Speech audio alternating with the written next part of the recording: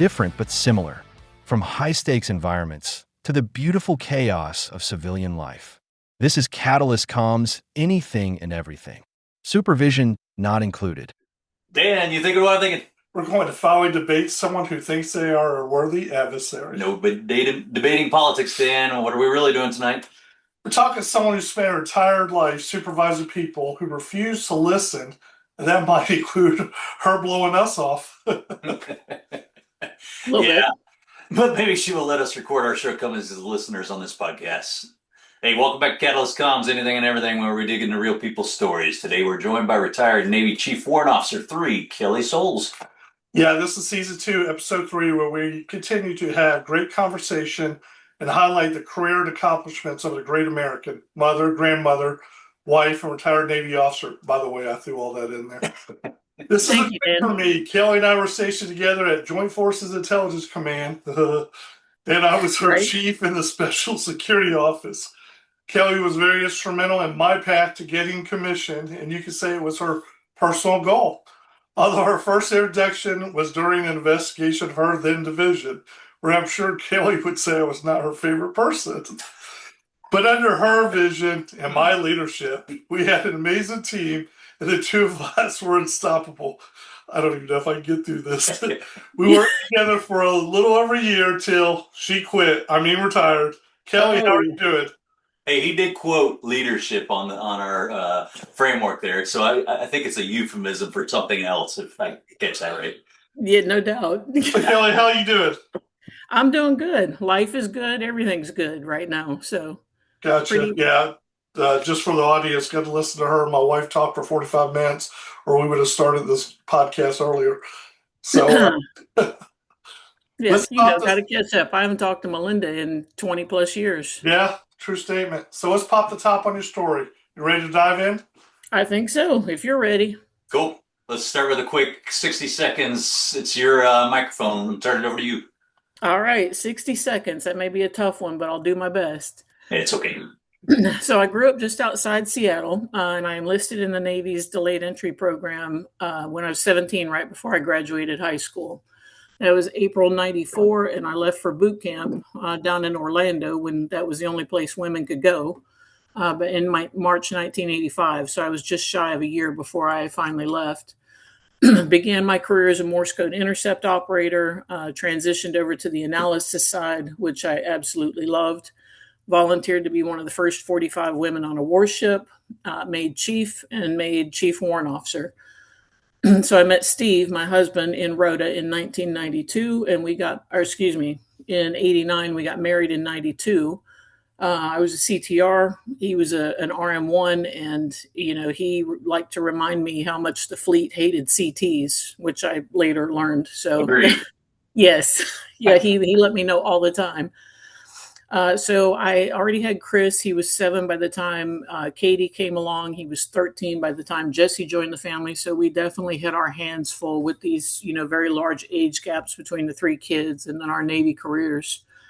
So I decided to retire in 2005, and we both had been in the Hampton Roads area for close to 15 years. So we had just enough of the people and the traffic and that whole lifestyle. Yep. So we settled down here to this very rural area in the foothills of the Blue Ridge Mountains, and we've been here for 20 years now. Yeah, awesome place to be. Yeah, it is. It's stunningly beautiful, and it's a different pace of life. It's very slow and quiet. So yeah, I think we all share that now. Yes, longer than I have, but you appreciate it when you get older. When you're younger, you want to be in the middle of things. Hell, Kelly, I think I would appreciate it when I was younger too, because there's so much freedom to the outdoors that I think being squashed into a rural or urban area, or an urban or a suburban area, you kind of don't realize what you're missing until you get it. And I remember growing up in Arizona, having those open deserts and running around, and it wasn't necessarily our land, but it was just open space to be me and grow up as a kid. So yeah, I'm going to back up on you a little bit. Wait a minute, I want to say something. I want to be clear. So you got married when, in '89? No, we met in '89. We married in '92. Okay, so you met when I was still in high school, graduated. You got married before I joined the Navy. Yeah, I'm good. I'm caught up. Yeah, point taken. Got it. Got it. I'm old. I get it. I will be 60 this year. So yeah. And I've officially been retired longer than I was active duty now. So Oh, I know it's 50, but that's 79 life skit. I'm 60. it's crazy. Yeah. Okay. It's okay. Steve's older than me. So Like I said before, Dan so rudely interrupted me. I want to back up. I'm going to start with the early days. You grew up in a non-military family. You mentioned you hated school. Your decision to enlist at 17 was a massive shock to your parents. What was the driving force that made you look at the Navy recruiting office in Bellevue, Washington, and set it as your escape route? Well, a lot of people when I joined and all throughout my career assumed that I had come from a military family, and I absolutely did not. I knew nothing about the military. My father had spent 4 years in the Air Force, and that was it. Both my grandfathers, who I did not know, I guess, had served briefly, but I never knew them. So I really can't claim that I came from a military family because there was no background that I was really aware of or familiar with. My father was extremely abusive. He struggled with drugs and alcohol. And I mean, I'm just going to kind of get into the nitty gritty because it really explains why. Yeah. When I was 8, I had to call the police on my father because he was trying to kill my mother. And that's just something that, that sticks with you for your entire life. It never goes away. My brother, my brother's 10, he's 5 years older than me. And when I was 10, he ran away from home because, our home life was pretty rough. And it became evident to me really early on, at a very young age that in my home, it wasn't about thriving. It was about surviving. Right. So that's how I grew up. By the time I was a senior in high school, I was very angry. I was very unmotivated. And I had no sense of direction. I hated school, and I really just hated my life in general, is what it boiled down to. So the one thing I knew in my gut was that I was not ready for college, period, because I hated school. So why would I go to college? And I knew that if I wanted any kind of a different future, I needed to get out of Bellevue, Washington. I didn't want to get locked into this cycle. I wanted my life to mean something. So what I didn't know though at that time was that it wasn't going to be just enough for me to get out of Bellevue. I was going to have to break the cycle, break the chain of how I had grown up. So that's what joining the Navy afforded me, was that opportunity. So I walked into the Navy recruiting office. I took the practice as FAB, and I did really well on the cryptology side. So the recruiter suggested I become a Cryptologic technician collection. I said, okay, sounds great. Let's do it. So I became a manual Morse code intercept operator. So at that point, the only thing I really knew in my life was that the Navy represented something I had really never had before that, which was hope. And it sounds ridiculous to say that, to be 17 and say that you never had hope, but I didn't, just because of the way I grew up. So that's what the Navy gave me, was, that beacon of hope. When I told my parents I wanted to enlist, my father was furious. He had he was very quick to anger. I'm sure you can imagine. And my mother was scared to death. For a couple of reasons. One, she didn't know what I was getting into. And two, it meant I was leaving her at home alone with my father. So she had multiple reasons to be pretty concerned. So that was April 84. And again, I was 17. So the Navy wasn't just a job, though, for me. It meant that I was no longer going to be living in fear. It meant that I was no longer going to be just surviving. It meant that it was an opportunity I had to actually thrive as a person. So that was why I called it my escape route. I will never view it as anything other than that, because that's what it provided me, was a way out.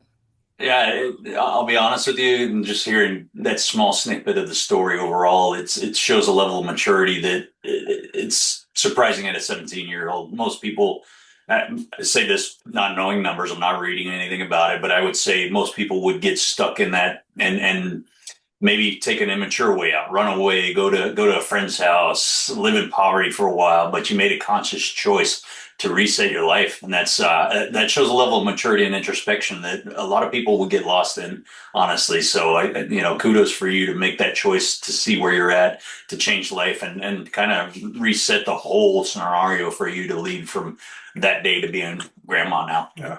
Well, yeah. Go ahead, Dan. No, I was just say, I mean, for me, it's again, we're doing this podcast. Everyone should know by now. Just to communicate, get the people's backgrounds out and everything else. But the one that's here this week, Davy. I mean, there's a parallel with you and her and how she grew up with her family as well, her mom. But what's also interesting is, and again, yes, we're talking to a lot of people we respect who have been in the military and everything else, and that seems to be our go-to for right now. But it's because we're branching out. But between Dave, yourself, and everyone else, a couple of others, very young individuals, who said, I got to get out what I'm and go do something. I mean, I don't know if you remember Dave, and I didn't know this. Dave signed up without his mom and dad even knowing. He has aunt take him. So, wow, I did not. So, okay, yeah. So yeah. See, I didn't have anybody else that could take me, basically. Yeah, gotcha. But I mean, and plus I was underage. Yeah, well, yeah, technically so was he. It's just interesting. No, but I mean, it's interesting because again, for people to sit here and go, my life sucks right now. And again, I'm not saying, weather it, but there's hope. Like you said, I thought that was a beautiful statement, Kelly. I'm going to give you kudos for that one. It's the first time. You're welcome. But, no, seriously. And that, people can, change, their destiny and everything else too. So I think Selena, my story. Yeah, well, Selena, your story. They're not driven necessarily by abusive situations, but driven by a decision that revolves around something that you have to be pretty mature about, because normal people, I think, are pushing, go to college, go to college, go to college. Yes. You have to go to college. It's the only path. And some of us actually make different decisions because we see a little bit of different detail and probably are introspective enough to know our maturity level, our success possibilities, and make a different choice. I mean, I surprised my mom too. I was ready for college, but mentally, academically, I would have done fine. But I think maturity wise, I probably would have tried to drink my way out of college because it would have been more about fun than it would have been about getting something on the back end. So. Yeah, I realized that too. I'm still drinking my way through. Yeah, but now you're drinking responsibly. Yeah. Okay, sure. I like where your head's at. Hey, I'll let you know. We're going to Smash Up Derby tonight with my mom, him, and I, the family, for the local Meade County Fair. I'll let you know. Yes, please do. So yeah, the Navy then, like I said, I felt like it was my escape route. But really, looking back all these years later, what I realized is that I was joining the Navy to find a different future. Yeah. So, like I said, I'll always look at it as it provided me the escape I needed, but it also handed me a future if I was going to choose to take advantage of it. Yeah. So, and I think it's worth mentioning too that, the Navy did not save me. It didn't. It provided me the opportunities, many, many opportunities to learn to save myself. Yeah. And that was something I needed to do. It gave me the structure I needed when my life had been chaos, for my whole upbringing. It gave me a purpose when I had zero purpose in life. It introduced me to mentors and to people who believed in me long before I ever learned to believe in myself. So the Navy gave me everything that I had not had up to that point. So, and with every opportunity that the Navy presented to me, I became a little more like the person I wanted to be. And it was not an overnight, metamorphosis. It was a process that literally took me many, many years to grow into. So the rest of my journey really was learning to believe that I deserved the life I was building, because there's always a sense of, am I worthy? Do I deserve this? So it took me a lot of years to believe that I was smart enough, that I was worthy enough, and that I deserved it. So, and really what cemented that for me was meeting Steve in Spain. He believed in who I was, he believed in who I could be, and he gave me that safe space I needed to learn how to break that cycle of how I had grown up. Yeah. So, yeah, in a nutshell, I mean, that's kind of the full circle story. Is Steve is the one that gave me that safe place. He said, I see you, I see who you can be, and I'm not your father and I'm not your ex-husband. He said, so you're safe. Yeah. So, wow. So let's go back a little bit before Steve. So Okay. early in the Navy career during A school, you got married. You've been open about it, perhaps not being the best long-term decision at the time, but you've also said you never traded in because it brought you Chris, your son, who is now your best friend, as you've highlighted. How did navigating early marriage and your young motherhood, adjusting to military life, shape the person sailor you were becoming? I have to laugh because given everything I just told you, of course I had a failed 8 school marriage. Why wouldn't I? And fathers of girls should take note of this. Based on my home life, yes, I had no idea what a healthy adult relationship looked like. None. So I married a guy who was just like my father, minus the drug use. He was insanely jealous. He was a heavy drinker and he was abusive. And I had our son just before my 20th birthday. So I learned very quickly, though, that his idea of marriage and fatherhood it was a concept for him of the idea he loved, but didn't want to put any of the work into. And so I found myself, in this marriage that wasn't really a marriage. There was no partnership. There was no help. There was nothing. So I found myself as this 20-year-old basically I was a baby raising a baby with no clue what to do, basically, and trying to learn to be a sailor at the same time. But Chris was my reason for living at that point in time. And so I poured my heart and my soul into him. He was my everything at that point in time. So, like I said, I never had the good, solid examples of adulting, much less parenting, but Chris became my motivation to be a better person.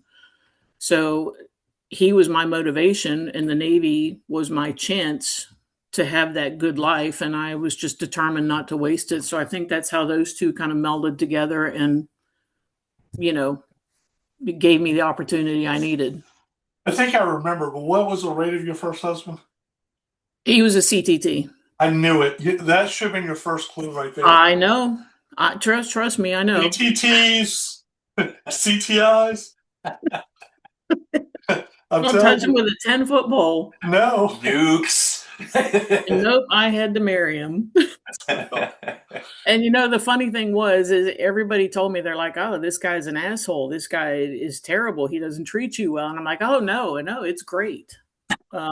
So let's redefine that word asshole, because I personally find myself as an asshole, but I think I'm a different level asshole. You're a good asshole. He's more like a whole ass. I've never been called a good asshole. Yeah. Wait. That's a new level of cool right there. Yeah. No, he was a very selfish individual who really only cared about himself. And he, like I said, the idea of marriage he loved. But he was no more ready to be married than I was. And he was certainly not ready to be a father.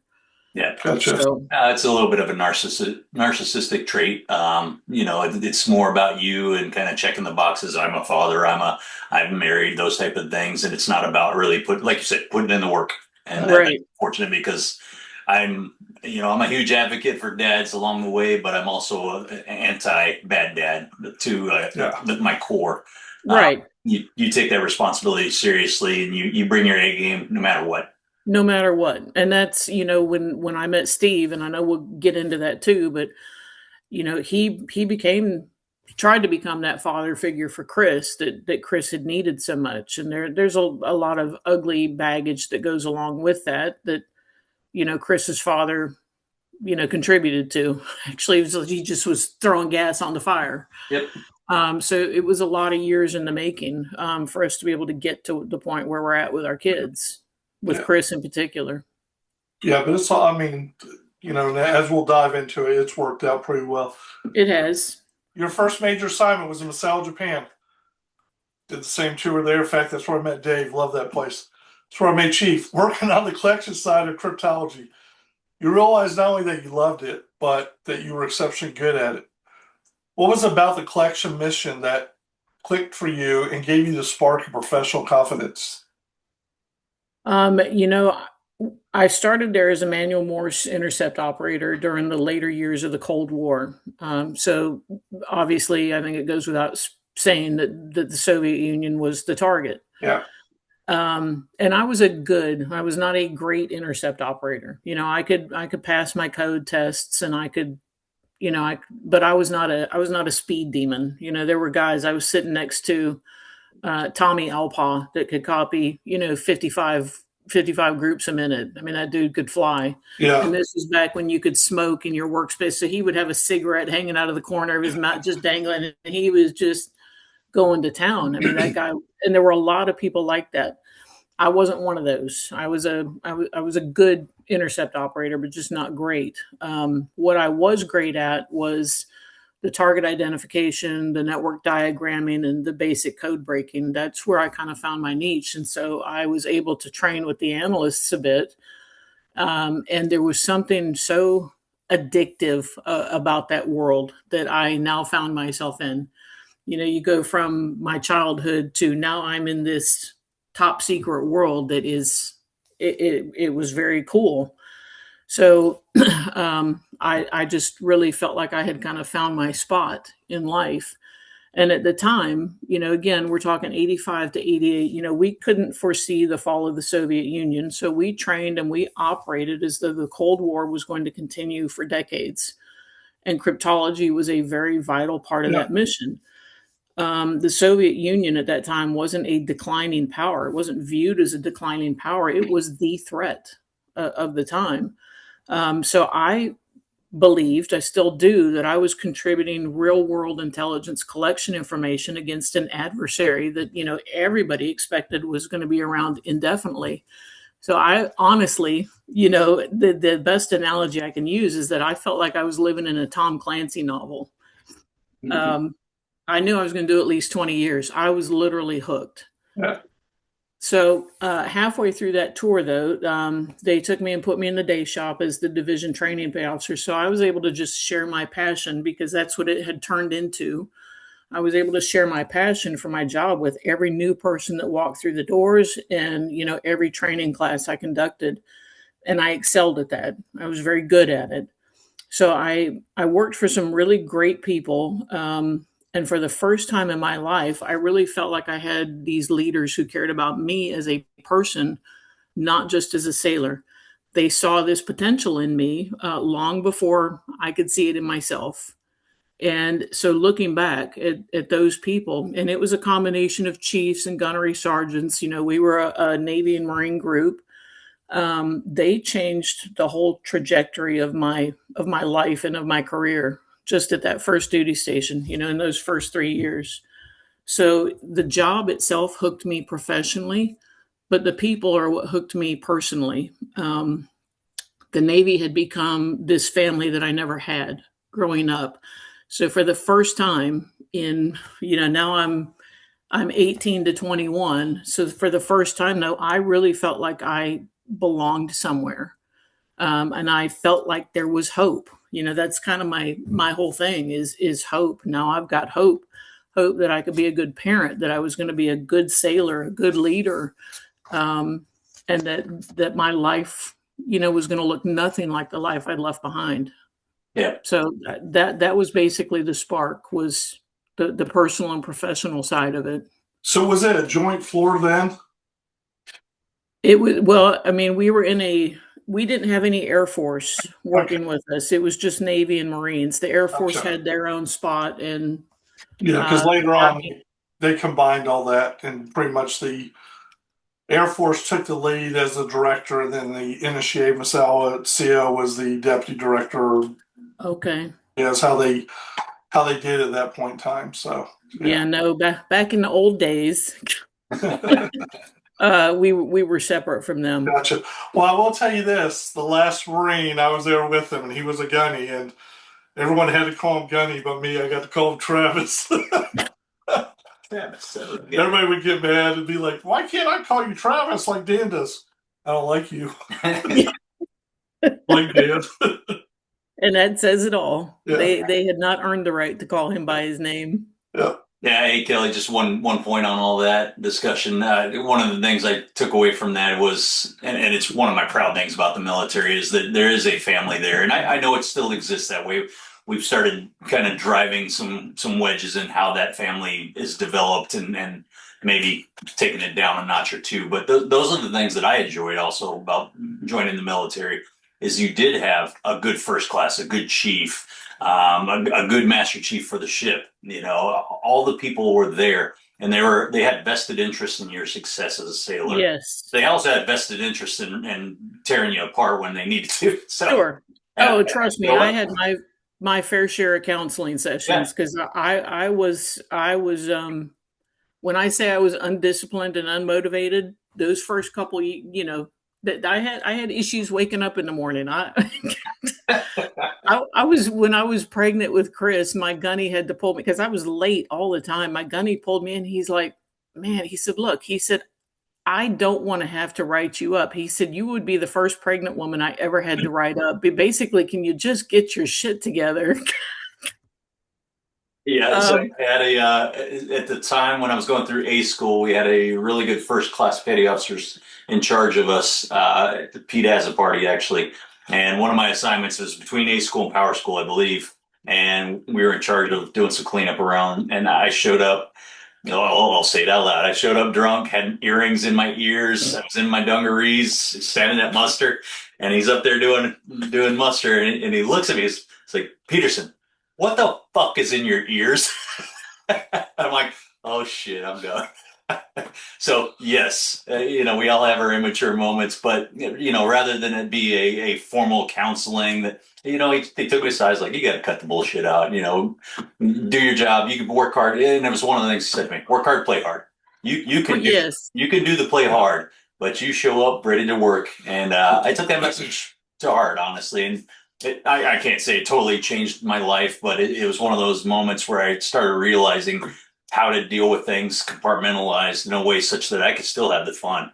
But when I showed up for work, it was on. It was work. Yeah. And that's how that moment with the gunny was. Is okay. Maybe let me get my head out of my ass and and try to be a little bit mature here because I am pregnant. I need this job. Yeah. I love this job. You're not going to get that in an academic environment. You go to college, it's on you. You're going. Yeah, they don't care.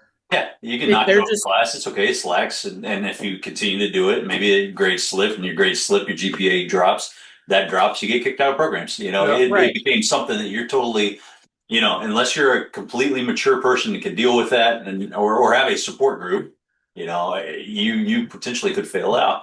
Right. Whereas this is the opposite. You've got people, like I said, vested in your success, and they will drive you and drive you to drive yourself. Let's say it that way.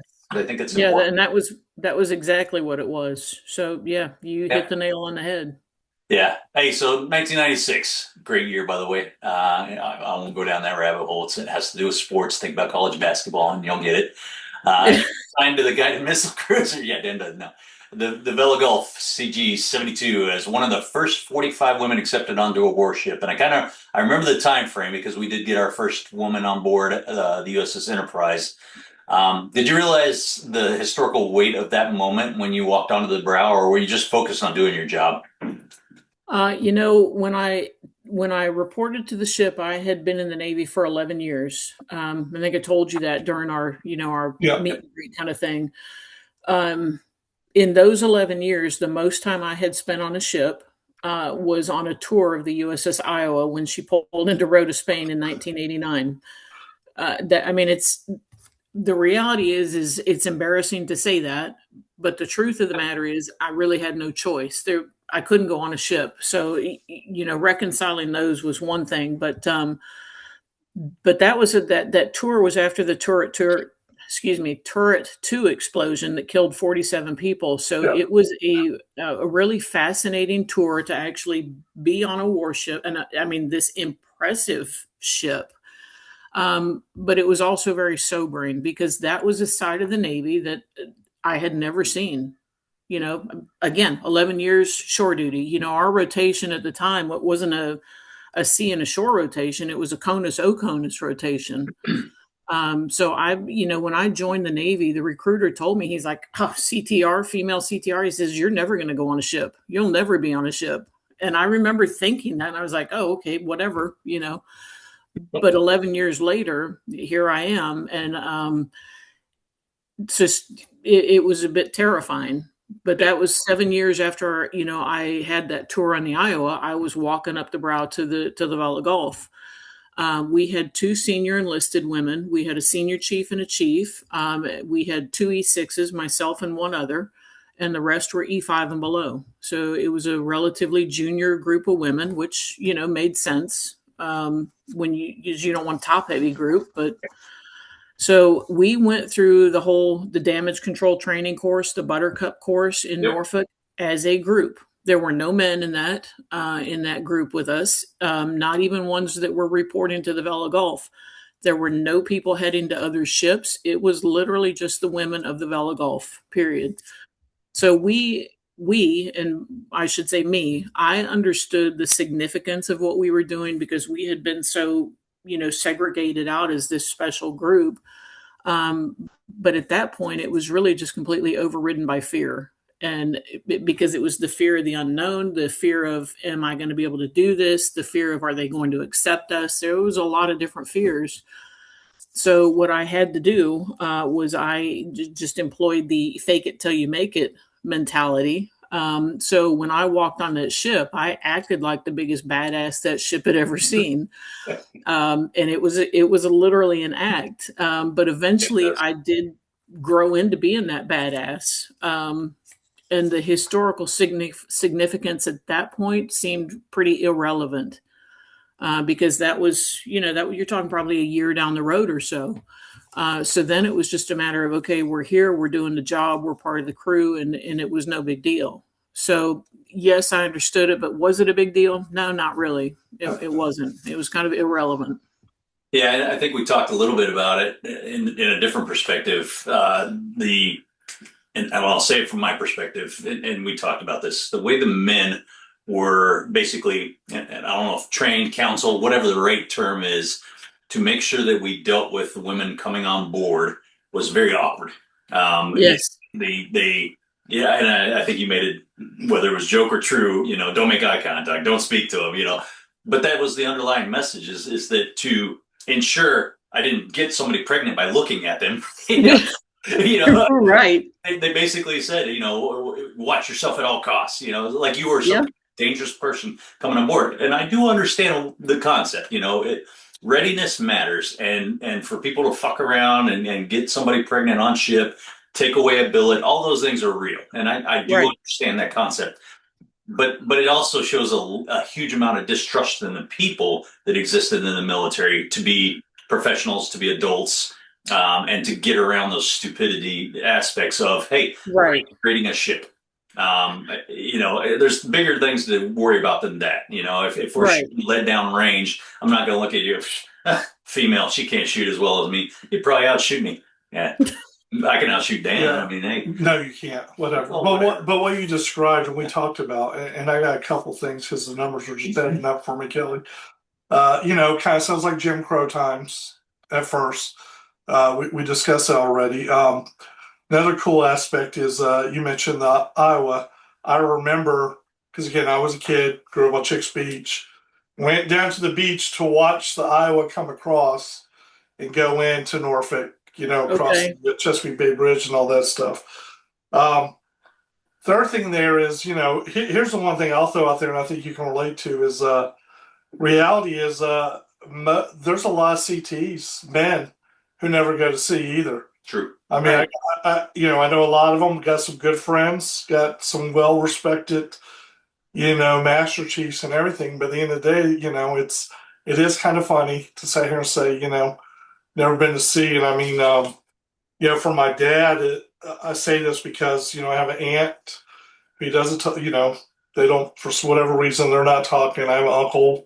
They're both, she's retired '06. She never went to sea, and Right. I know she gets aggravated about my dad. I used to make the comment because even Melinda's been to sea twice now, and, he'll be like, well, you've never been to sea. You don't know what it's like to really go to sea and understand that. But so again, I mean, even though, it was 11 years later, what I'm getting at is, I think you understand, there's a lot of guys who never go. Right. And a lot of them choose not to go, and I just don't understand that concept at all.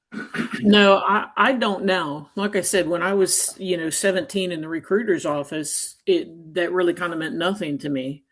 All those years later, it's I would never I wouldn't trade that experience for anything. Right. And I've understood, like I said, I told you, Steve told me how much the fleet hated the cryptologic community because we were a bunch of pampered. We were prima donnas, is what I was told every single time. So That's not quite the P word he used, but Gotcha. it's close. So at that point, Presumptuous. yes, Hold on. I mean, I got in. So was it Pussy Madonna's? yes, that was exactly it. And I never really understood that, when he would tell me that. I was like, oh, you guys are just jealous. You're just jealous because we're the best field in the Navy. We're the best rate. I get it. You're jealous. It's fine. But you're with me now, so you're kind of there. It's okay. But once I got to the ship, I understood why the fleet really just despised the CTs, because so many of them would get, they would get incensed and they would stay behind that door, and that's all they would do. And you can't afford to do that when you're a part of ship's company. You have to be. You have to be part of ship's company. Yeah. If you want any respect, if you want anything. And so I did learn that pretty quickly. Thank goodness. I could have, let that fear just be paralyzing, and I could have said, yeah, I'm just going to stay here and do my job. But I didn't. I got out and I got involved in absolutely everything. Yeah. Hey, So I do want to back up, because I do want to, for our audience, discuss the gravity of 45 women on board a ship, or coming on board a ship. There, and this is a little bit of a history lesson for the Navy, that years integration of females onto ships or operational units was none. You stayed at a shore command. You typically looked at early on with your hospital job, your nurse, things like that. So the operational jobs became more relevant, but again, they still kept you off the ships. So that was a little bit of a monumental change for the Navy to start to onboard women onto ships and start to integrate them in a way that they now could be, one, operationally competitive, but also bring the value that they had to those units. Because like Dan said, there's guys in the same boat. They don't go to sea. They probably provide less value, but it was an opportunity for the Navy to right size the manning in a way such that, and I say manning, not meaning man and women, but right. Manning in a way that we got the best of the best onto the assets that needed the mission to be done. And that was the win for us. It took a little bit to get it done and get it done right. And I think there may still be some trials and tribulations with certain leadership that are adverse to it because they have some beliefs fundamentally that a male will do something better. But in reality, the Navy got it right. It took time to get there, but they did manage it and get to that point. So that's why it's historically significant that you were part of the first 45 under the Vella Gulf.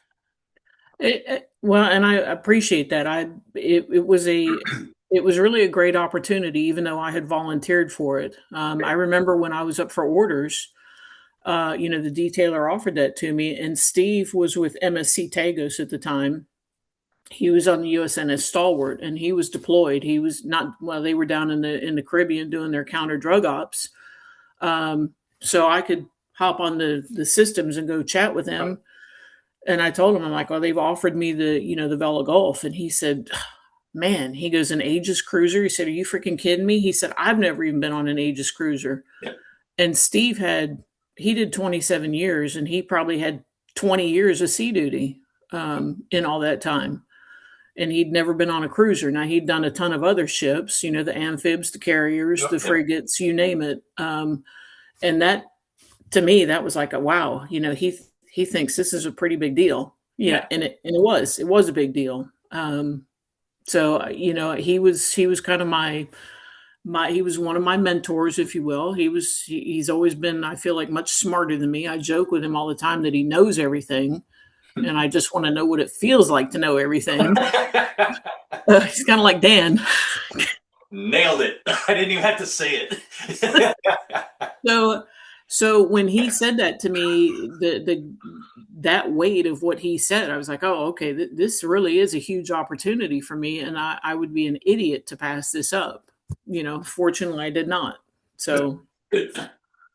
I'm glad your sensitivity training finally paid off all those years. Anyways, so Kelly, integration wasn't seamless, but you eventually had a supportive CO and XO, and you had an operations officer who was openly against it.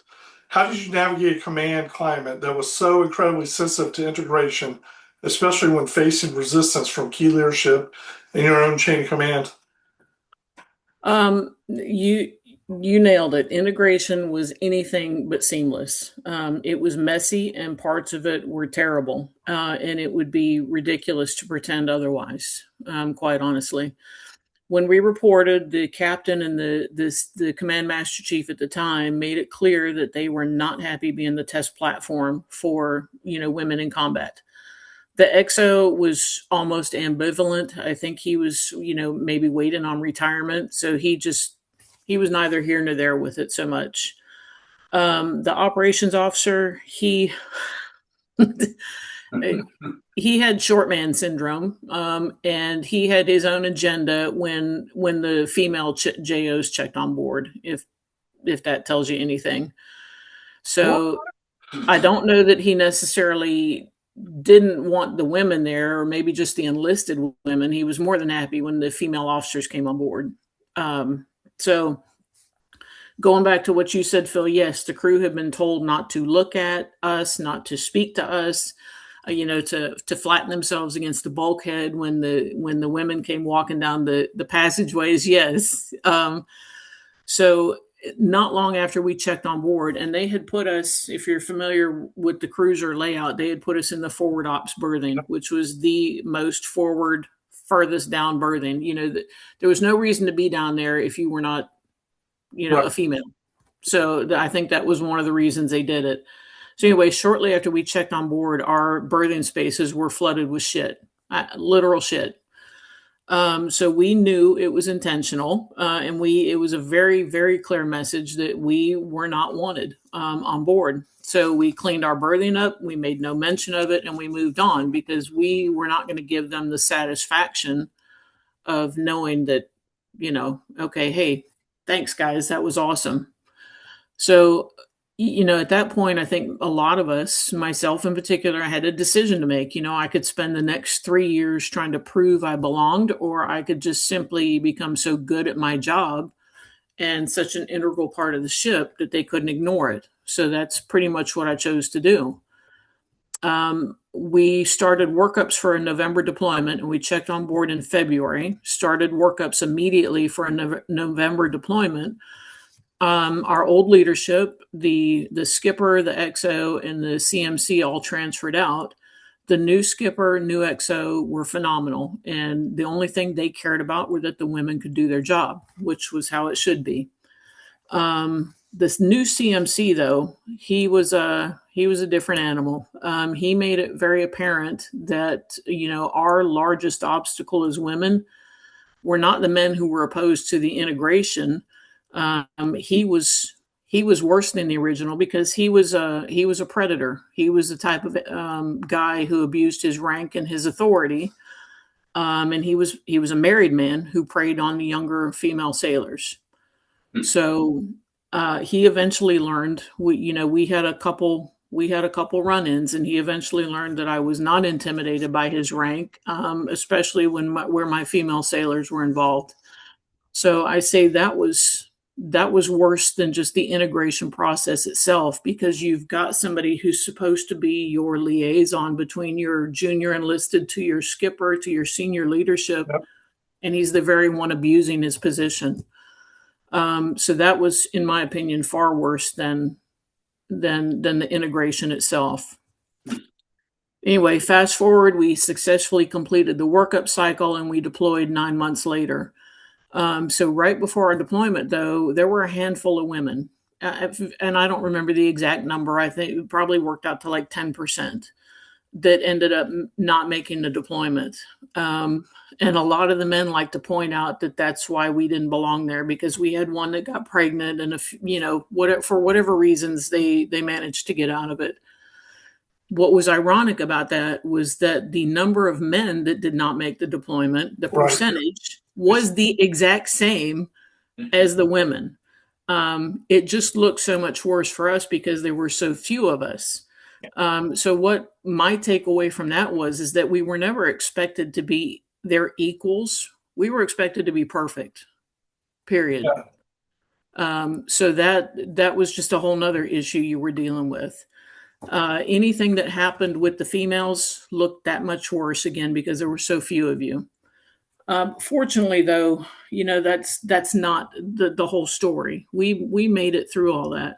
So over time, we stopped being, the women, and we started being shipmates. We became shipmates. We went through those same workup cycles. We went through the deployments. We went through the long days at sea. So trust was earned, friendships formed. And by the end, we had formed a very tight-knit crew. The cruiser's a small crew. So we had formed a very tight-knit crew. And the bond that the women formed between many of them, not all of them, but many of them, was just completely undeniable. And I laugh about it, but we were the OGs. We were the original gangsters. We did it, and we had been very successful at it. So the integration was not seamless, but in the end, it worked out exactly the way it was supposed to. Yeah. So you made chief pay officer, CTR1 to CTRC, E6, E7 for the rest of the services, since you guys operate in that world. A massive milestone, but a male peer told you only made it because you're a female. How did you handle that specific sting, and how did that moment cement your core belief that promotion must be strictly merit-based? That's one of those moments in time that stick with you forever. And even now, all these years later, because this was on the ship, I still laugh at how ludicrous that whole statement was. The CTO1 that said that to me was overweight. He'd failed 2 PRTs, and he was an average sailor. And he was average. That's all there was to it. So when I checked on board, almost a year after I checked on board, I took the chief's exam for a free look. Didn't do well. I hadn't studied. We'd been in the middle of the workup cycle. We were getting ready for deployment. So I didn't study, and I just kind of tanked the exam. I wasn't board eligible, but it gave me that free look I wanted. So the next year I buckled down, I studied hard, and I did exceptionally well, and I made board. That CTO1 did not make board. So after I made chief, after I selected, he said the only reason I made chief was because I was a female. My response to him was, well, you're a fat fuck who couldn't even make board, and that's why you didn't make chief. So that was fuck on the air. Yeah, I'm gonna have to mark this one. Okay. It's now very. No, we're joking. you can edit it out if you need No, to. we're just joking. I just wanted to. Honestly, I'm laughing real quick because just so everyone understands, and I would tell people this. So he didn't make board. He actually removed himself from the process. correct. Yeah. Correct. He did not even give himself the opportunity to not be selected because he couldn't make board. Yeah. But again, that was the mentality, of some of those male sailors. He just happened to be, a fellow CT, which, okay, I get it, but you're a piece of shit. So it really means nothing what you're saying to me. So yeah, let me just tell you exactly what I think, and I did. But go ahead. No. We were just. Oh, I was going to say that experience, though, just reinforced something I already believed, is that promotions have to be based on merit, period. And even before the Vella Gulf, again, I had 11 years in. I was usually tougher on the women who worked for me, not because I expected more from them, but because I wanted them to succeed for exactly the right reasons. If they earned something, I didn't want anyone to ever say that they didn't deserve it. I worked hard to become an excellent operator and an analyst, but I worked just as hard to become a great leader and a great sailor. So the Vella Gulf was by far the hardest tour of my career, but professionally, it was the most rewarding. I did check on board as a CTR1. I made chief, and I left it, and I got commissioned. I left as a CWO2, and nobody gave me my anchors, and nobody gave me my bars. I earned those 100%. Over the course of those 14 years. Yep. So yeah, that's pretty much how I dealt with the sting. Is I just kept promoting. Yeah. No, I think the Navy is a few things, and I'll talk about the East SWAS pin. That was one of my big frustrations. It used to be something that you earned, that you pushed yourself to get to. You had to sit in a board full of khakis all standing in front of you, beating you up about things you did or did not know. But it was an experience. It was a shared experience between those who earned that warfare pin. But then they turned around and made it mandatory. And in doing that, they took away the 2 points that were associated with it, which meant pass not advance points for certain people. And essentially, in my mind, they watered down the process. Yes, they devalued it. Yeah, the board may have been the same. You may still earn academically the thing, but everybody had to do it. It wasn't a choice. So the motivation aspect of the sailor was removed from the equation, and it became about a check in the box instead of a above and beyond motivated sailor doing the right things to become qualified. So yes, it took away that distinction between your average sailors and your hard chargers that wanted to get that because they wanted to do better, as opposed to the average ones who just said, hey, I'm just going to skate by here and do what the bare minimum to get by until I can transfer. So yes, it totally took that out of the equation in an attempt to make everybody equal. People just are not. Yeah, they're not equal. And I think it may be an external parallel to that, the college world now. I think everybody's getting the check in the box with a degree. Not all degrees are created equal. We know that. But it's become almost, and I'll say it, it's almost mandatory, because if you don't have one, you're not going to compete with the guy that does have one, even if it's underwater basket weaving for that guy. You're not competing. No, but it's funny you say that, and I'll share stories at Net Warcom when I was running the officer boards. My peers were like, "Hey, we got this great chief. She has 2 masters," and I was like, "So." But, just a piece of paper. Well, ironically, Kelly gave her a run, and your husband probably knows him, Dennis Cameron. He was a commander at the time, but he was LDO, very older gentleman. Yep. Really well respected. I was a lieutenant, and we pretty much were handling his command boards and my boards together as a group. And this chief came in, and she was applying for warrant, and literally the questions, I gave her like 8s, because every time we asked her a question, she was like, "Well, I think I would turn around and go pray for a minute." And I was just like, "I'm done. I'm so done." And now, naturally, afterwards, my buddies or the other Mustangs are like, "Man, why didn't you give her a good grade? You screwed her." I said, "Time out. Just because she's educated doesn't mean anything." I said, "But I'm sorry." I said, "She's not ready." I said, "She's got to ask God every time before she does something. She's not ready."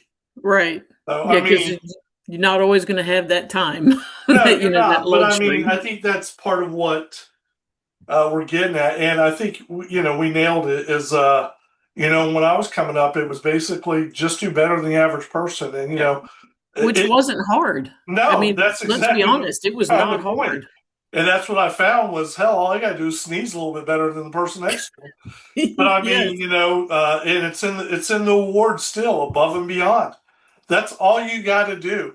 Right. Sustain superior performance. Exactly. But the ironic part is the flip side, and kind of going back to what I think Phil was alluded to with some of the sailors, so many people fought that because they were like, "Well, I'm not going to be part of the system."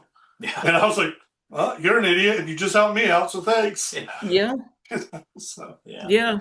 For the ones that didn't understand that, when Chris joined the Navy, that was one of the things that we both told him is, look, it's not hard to excel in the military.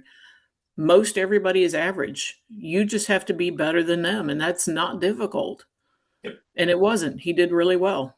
So anyway, I know I digress, but no. That's a good point. So, all those years ago, that because I enlisted him in 2005 after I retired. That was one of the things we kept telling him is it's not hard to do really well. Yep.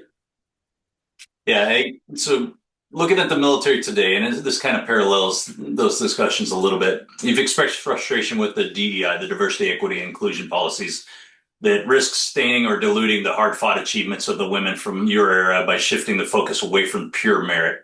If you could speak directly to today's naval leadership about this balance, what would your message be on that? Hey, hold on. Before you answer that, let me do a public announcement.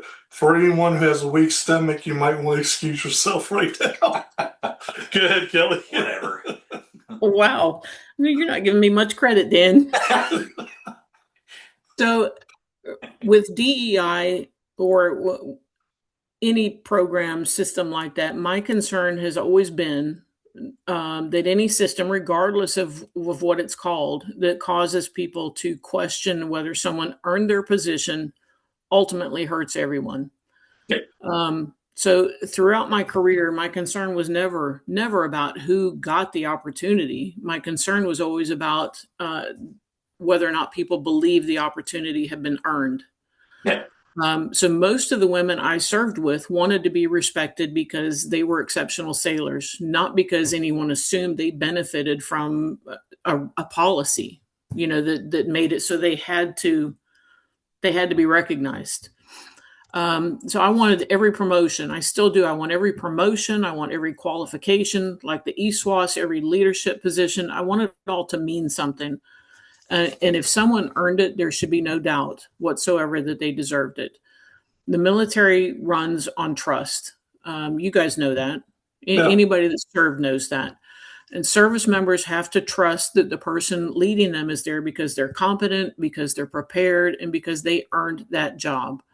So the moment people start questioning whether promotions or assignments are based on anything other than merit, everyone loses. Not just the person that's being questioned, but the entire team. And that's including those people that absolutely deserve to be there. Yep. So if I could say the one thing to today's leaders, it would be this. People deserve opportunities, hands down. But they also deserve to know that achievement means something. Again, we'll go back to the ESWAS, not because it's mandatory, but because you chose to push yourself and attain that qualification. They have to protect the credibility of the promotion system. Yep. And they have to hold everyone, regardless of who you are, to that same high standard, period. Male, female, I don't care. Straight, gay, it does not matter. Great. Everyone has to be held to the same high standard. So when people know that promotions are earned through competence, through character, and through performance, that trust grows. And that trust is the foundation of every successful military organization.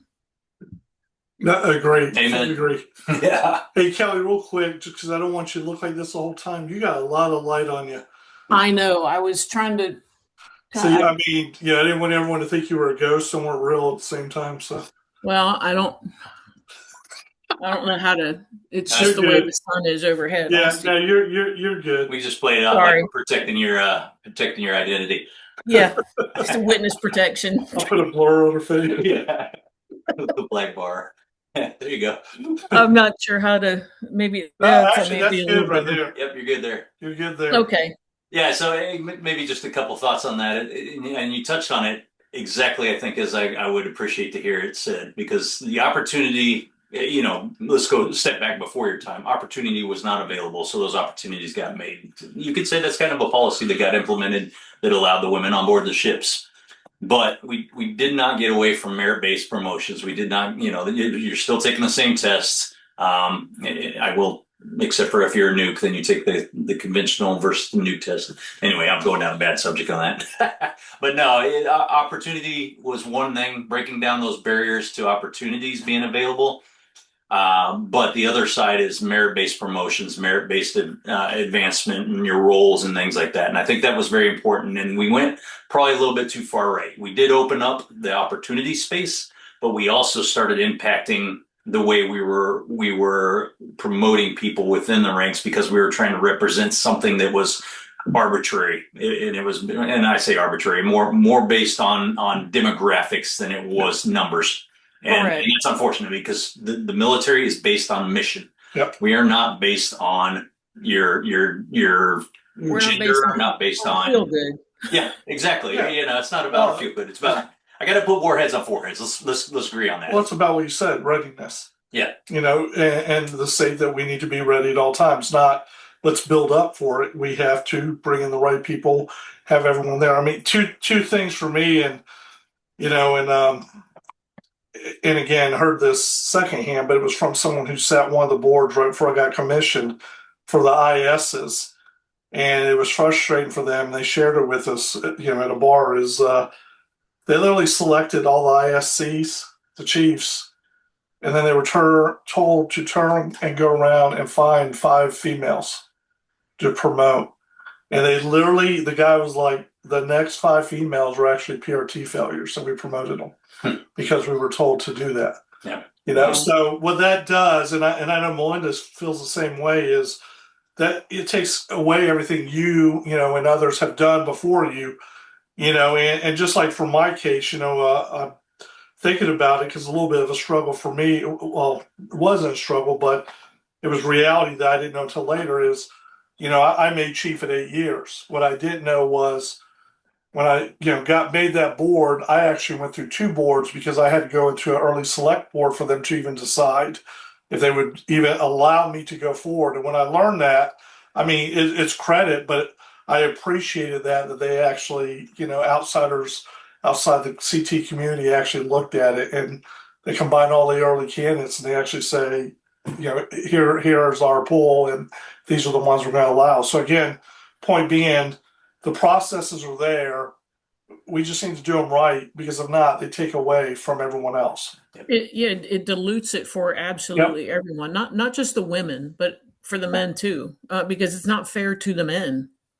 Well, I'll give you an example, and I hope to God this story is not true because I wasn't there. But after I'd already graduated my A school, moved on into power school, and actually probably moved on to prototype up in New York, is when they started bringing in women to the nuke school, A school and pipeline. And we brought in, I believe it was 5 women. That is a true part of the story. So opportunity space was open, like we discussed. The one bad part of that story was, and this is where I hope it's not true, and I can't validate it because I wasn't there and I don't know anybody that was. They all 5 failed the nuke school. The same academics that I went through, which were rigorous. I was doing mandatory 25 hours on top of the normal school days, which was 8-hour work days. It was brutal. Right. You had to earn that grade on the back end when you took your comp. All 5 of these women were said to have failed that test. And what the reaction was to roll them back, have them go through the program again. They failed again. And then they lowered the academic standards. And I think they had to do that to across the board. They couldn't just lower it for the women. So they had to lower the standards for everybody. And in doing that, exactly your point is now I've impacted the academic understanding of people around nuclear. Yes, you've weakened the program. Yeah. So please don't get mad at me for telling that story. And I'm not talking about you, I'm talking about the audience. This may not be an accurate story. I don't know. But if it was true, that's fucking awful. It's not. Yes. That's not what is supposed to be done. And to your point, you should earn everything. Yes. And that reminded me too, when you were talking about just now, I'm sure you guys remember when the first woman was accepted to the Citadel. Yeah. She had filed a lawsuit to be able to, and then she failed. Yeah. And I was furious. Yeah. Like, first of all, and again, I'll be very blunt here. why the fuck are you trying to get into this school when you're not even in shape? And you get in there and you can't physically compete. I felt like she had set women back so far through her antic, I mean, it's one thing if you want to get in there and you're able to do it, by all means, have at it. Yep. But if you want to file a lawsuit to be able to get into this school, you better be ready to compete. And she was not. And I was furious. That still pisses me off. I'm not going to lie. It's not like I sit here and I think about it, but when you mentioned the nuke school and these women, that's what came to my mind is you want to make such a big deal out of this, but you weren't even ready. weren't even prepared. So to me, that just set it back even further, and it was absurd. And then you do have the other side of the story. In our episode with Selena, actually, it was very representative of the other side. She fought hard to get in, was allowed in, and excelled. And if I was even to put it another way, maybe ran circles around some of those guys. Right. Awesome. There's the other side of the story. So that's what's expected. That is exactly what's expected. If you're going to fight that hard, you better be that badass that's going to put everybody to shame. That's all there is to it. Don't get in there and half-ass it. First of all, you just opened up to your womanhood. I get it. Did you find your feminine side today, Dan? He hangs out with me too much. He's going to start crying on episode soon. That's never going to fucking happen. I'm going to find his weak point. I think you know my weak point, but anyways. Your grass is too tall. No, I'd probably say my family and grandchildren. But. Yeah. Hey, you made the transition from chief to the wardroom, commissioning as CWO. Did your approach to leadership shift when you put on the officer spar, or did you carry that chief's perspective with you through the rest of the cryptological career? So when I was stationed in Misawa, I have to go back to the first duty station, of course. I was nominated for Sailor of the Quarter, and one of the interview questions was about my Navy goals. I said I wanted nothing more than to be a part of the Chiefs community because in my eyes, they were, they'd always been nicknamed the backbone of the Navy. But in my eyes, they were basically gods. They really were. And I wanted nothing more than to be part of that community.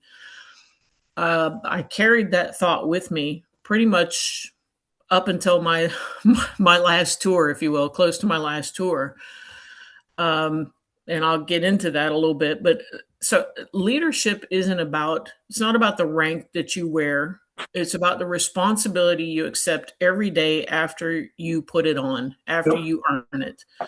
So even after I commissioned, there was always a part of me that wished I'd stayed a chief a little bit longer because the reality is I was a chief for about 1.5 years. It was not very long at all. So yes, I always wished I'd stayed a chief a little bit longer. But the bars that I wore on my collar didn't erase the anchors that I carried in my heart, if you will. So I still believed that my job was to mentor, to teach, to develop people, and to make those sailors around me better people. Not just sailors. We were at a joint command there at JFIC, but all the people that worked for me, I wanted to make them better people. So rank did change my responsibilities, but it never changed my philosophy of leadership. And one of the reasons I did hold so tightly to that philosophy was because I watched the Chiefs community change over the years. I felt like too many Chiefs had forgotten what it meant to wear the anchors. They acted as though making chief was the finish line for them instead of the beginning of greater responsibility. They forgot. To me, it looked like they had forgotten where they came from. I felt like they stopped investing in their junior sailors and grooming that next generation of leaders. And this is where I have to give Dan this credit because he was different. He was very different. He embodied everything, absolutely everything I believed a great chief should be. He led by example. He invested in his people. And he never forgot that leadership is earned every single day. It's not just that day you pin on those anchors. Unfortunately, by the time I retired in 2005, people like Dan, chiefs like Dan, had become the exception, rather than the rule. That was very disappointing to me to watch what I was feeling was the beginning of the demise of the chiefs community. But that's why I carried that perspective with me into the wardroom. I never wanted to forget where I came from, and I never wanted the people that I led to wonder whether I was still willing to roll up my sleeves and work alongside them. So if anything, becoming a warrant officer, it gave me an even greater responsibility. I felt like to live up to what I'd always believed a chief should be. Yeah. But Kelly, first of all, thank you. And You're second of welcome. all, that's pretty much what I carried into it too. And and you went through this. I mean, I happened, Karina was there and everything else. I happened to be the president of the Chiefs Association on the Sinclair Flight compound at the time, not by choice. Karina set me up. But anyways. And she was another one who was phenomenal. Yeah, so exactly. And I carried out the duties, but when you first get selected, everyone finds out, the jokes come flying in, traitor, blah, blah, blah, blah, blah, blah. yes. Ironically, for the most part, it was the opposite for me. I mean, the force, the mass chiefs, all of them were like, we were in a room and someone made a joke and they all said, stop. That's who we need up there as a Yes. Mustang. They said, Dan, you are the ideal person we need. And they said, Yes. you know what? We are proud that you're going up there, brother. So, I mean, That's one reason I pushed you so hard. well, that's what I experienced. Now, I mean, you experienced it, after the fact was totally, different. I don't think most of my chiefs had a chance. But no, I agree with you. And again, we had a good group there. And I mean, we had some bad apple chiefs there too. And one of the common things I said to most chiefs, especially the new ones and the guys who got there, was each duty, you're a chief petty officer. That's what they see. You get 75% of that credit and everything now. But you still have to prove yourself every day too. And that's why I think, to your point, a lot of the chiefs were like, well, I'm the chief petty officer. No, you still have to fucking prove yourself. You still have a job to do. And you still have a responsibility to your, my biggest thing was if my officer fails, no matter how I felt about him, I failed. Yes. And I think that part has been lost too. So. Yeah, it has. It's become a very, it's like a fraternity almost. Yeah.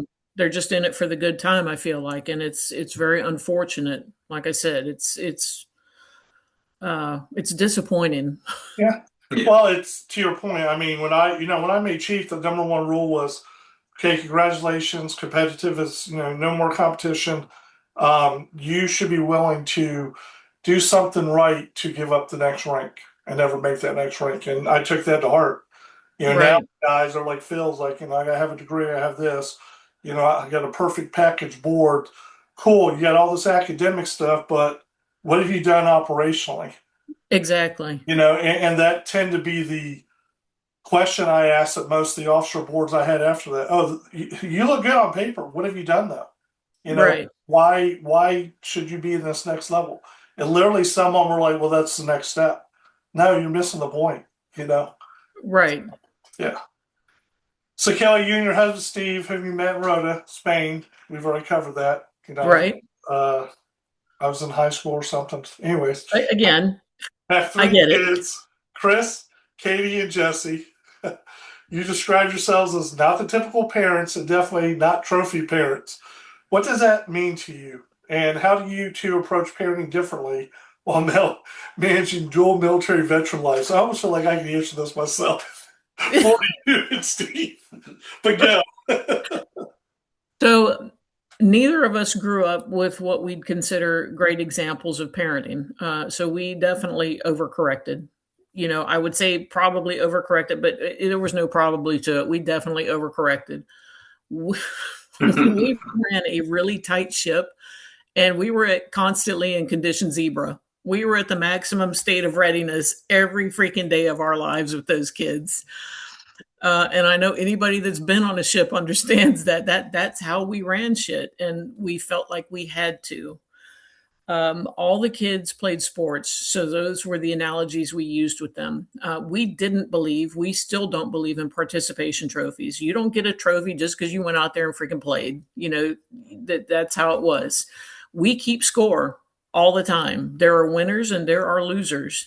And there's no such thing as a friendly scrimmage. If you're out on that field, you better be out there to win. If not, get the hell off the field. So we were tough in those regards. We told the kids all the time, if you make a mistake, that's fine. We expect you to make a mistake, but you better learn from it because you better not make the same mistake twice. And if you screwed up, you better take responsibility for it. You better own it and you better fix it. So that was kind of our philosophy, and it was tough. It was very tough on those kids. So looking back on it, we definitely could have and should have relaxed a little bit and had more fun. And I could give you a lot of examples that would really make us look like shitty parents. So I'm not going to do that. But I know we could have relaxed and had more fun because the kids tell me so all the time, repeatedly. Chris, who's 39 now, he caught the worst of it, because he lived that whole life. He came up through the whole military life of me growing up and growing into it and meeting and marrying Steve. Jesse, who's 13 years his junior, definitely benefited the most from me retiring because she was getting ready to start kindergarten when I retired. So I was a stay-at-home mom for a while. So she definitely had a much more relaxed environment to grow up in than what Chris had. But if you ask Chris and Katie, and she's 33, by the way, Jesse got away with murder. They'll say Jesse still gets away with murder because she's the baby. So we realized much later in life that a lot of the things that we thought were really important that we had to do, they just really weren't. At the time it seemed like they were, but they weren't. We used to get up early on the weekends. The kids had to have their beds made, their rooms cleaned. Basically, Reveille was at 7:00 on the weekends. As I got older, I'm like, what the frick? Why the hell do I want to get up at 7:00 and make sure my damn kid's bed is made? I don't even want to make my own bed. So part of it was getting older and getting more tired, becoming more tired, and not having to be somewhere like we did in the military. So things put it in a different perspective. But like a lot of dual military families, Steve and I both traveled at the same time. So we didn't have any family that lived close enough and probably that we would have trusted, with our kids, given our upbringing. But we had some really great friends, military friends that were like family. And so they helped us out, when we had to travel, and Chris and Katie would stay with them. So if it hadn't been for those friends, I don't know how we would have made it. But we talked about it a little bit earlier. That's what being a part of the Navy family means, is they take care of their own. And so without those friends, we would not have been able to do it. So, as the kids were growing up, I had the same conversation basically with all three of them at different, ages. They all wanted to know why Steve and I were unwilling to be their best friends while they were growing up, because I see that as a thing nowadays that, parents want to be their kids' best friends. Our reply was always the same to them. We're not here to be your best friends. We're here to raise you to be a productive member of society, period. When you grow up and you become a responsible adult and you're out on your own, then we'll be friends. So we finally have reached that point. I don't want to say finally, it's been for a while now. We've reached that point that they are all very productive members of society. They're all very tough. They're all very smart and very resilient, and they know how to work. They have great work ethics. We're incredibly close with all three of them now. And I like to say that we are best friends with all three of our kids now. So we made good on that promise. It was just, it took us a while to get to that because we needed them to grow up and become responsible adults. Yep. So we're to the point now. Chris and Katie have both thanked us for being as tough on them as we were. I feel like even though we were as hard as we were, that the kids understand now why we were. Jessie, though, we're still, even though she had it the easiest, we're still waiting on that thank you from her. It's probably going to be a while because she is the most hard-headed. So we may not ever hear it from her. Yeah, no, I kind of think I'm in the same boat. My kids are obviously younger than yours, but I hope on the tail end there's a thank you on the end. And my son has said it. emulates some of the things that I've done. He understands it. He didn't appreciate the mechanism by which my message was always delivered. But one thing I've stuck to throughout the whole time is the end state for me is I know the world is hard. It is not your best friend. And I'm talking about the world that Correct. exists, and when you enter that world not prepared for difficulties, roadblocks, hurdles, and don't know how to navigate that, I've done a disservice to you as a parent because I Yes. haven't prepared you. So that's always been my goal. And my message was atrocious. The way I delivered it, I should say. Yes. The message was there and it was received. I hope I get those thank yous on the end. If not, the thank you will be in their success on the backside of life. So Right. maybe it doesn't have to be said. If I see them prosper and do well for themselves, then I've achieved my goal. Yep. And it's all worth it at that point. Yep. It's there's no parenting handbook out there. There's nobody that, like Dan, I feel like you probably had a pretty great upbringing. I did. Yeah, I was very fortunate. Yeah. So it's your folks got it right, and that's a great thing. That's a really great thing. And I think you've translated that to your life with Melinda and raising your kids. For me, it was I had just a shitty house that I grew up in. So my kids knew I loved them, but it was tough love. It was definitely tough love. And it was tougher love from Steve. Yeah. So the message I think she delivered to you is you're a good asshole. That's what she already said that once. I know, I'm saying it. Yeah, he's just making sure you knew that, Dan. Yeah, no, I got that. So, I mean, there's parallels. Same thing. Ava, everything you described on your side is the same thing on mine. All three kids have said numerous times, Ava just said to me on my birthday in the text, I was kind of surprised. But what I wanted to highlight, the whole time you were talking, I was expecting Steve to come flying in going, reveille, Reveille, reveille. Heave up, try us out. No, I told him he's not allowed to be around during this because I would have been very self-conscious. He's sitting out in the living room. That's why I'm in the office. That is messed up. We know who the boss is. Hey, okay, let's switch gears a little bit. You had a little bit of a different historical goal at one time. You're looking for CW05, the first, I believe, female CW05 in this case. But when Steve's father suffered a massive heart attack, he chose to retire for work-life balance, followed by 10 years in glorified South Carolina, which you loved so much. And I say that with sarcasm. How tough was it to walk away from the final military goal, and how did you find peace with putting family before history books?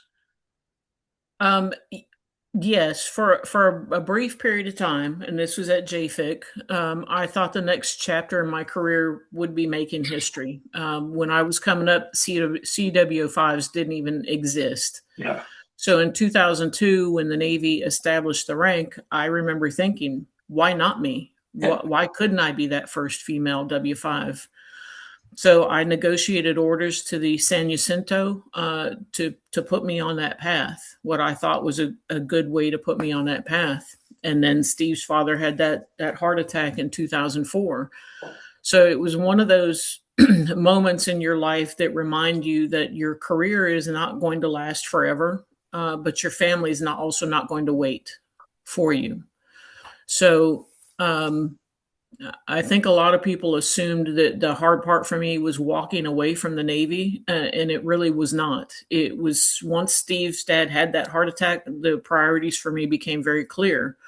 So I never regretted choosing my family over my career. The hardest part for me was actually what came next, because for 20 years, this had been my life.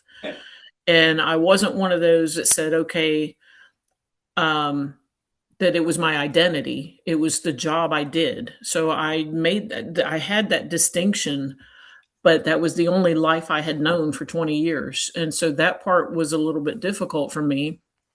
Now, our plan had always been to retire to South Carolina. Steve is from the lower part of the state down near Myrtle Beach, which we both knew we were not going to settle down there. So we found a beautiful location in the foothills of the Blue Ridge Mountains. And at the time, I thought it was perfect. So most people, though, who this little town we live in, most people in Pickens, they are born here, they live here, and they die here. So it's a very small town, and we literally were the only souls in town. There were people, our friends used to joke back in the, when the girls were going through middle school and high school, they had to be careful who their daughters dated because everybody's freaking related here. So that tells you how small it is and how long people live here for. And then here we are, with no ties to the area, no nothing. So on top of that, we'd moved to the heart of the Bible Belt. I did not know that when we bought this house. I probably should have done a little bit more research about the area, but didn't occur to me. It just didn't. So thanks to my ex-father-in-law, who was a Southern Baptist minister, I had some pretty hard and fast opinions about organized religion. And I say that just to give you an example. Before I transferred to Rhoda, my ex was already in Rhoda. I'd taken Chris, our son, to Tennessee to go see his grandparents before I transferred over there. And, knew the divorce was coming. Hadn't happened yet, but knew it was coming. And his dad asked me, keeping in mind he's a minister, he said, well, why do you feel like you need to divorce my son? And I said, well, because, he's hit me. I said, and I grew up like that. I'm not going to live like that. And his response to me was, well, what did you do to deserve that? So, yeah, pretty much. So a minister saying this to me.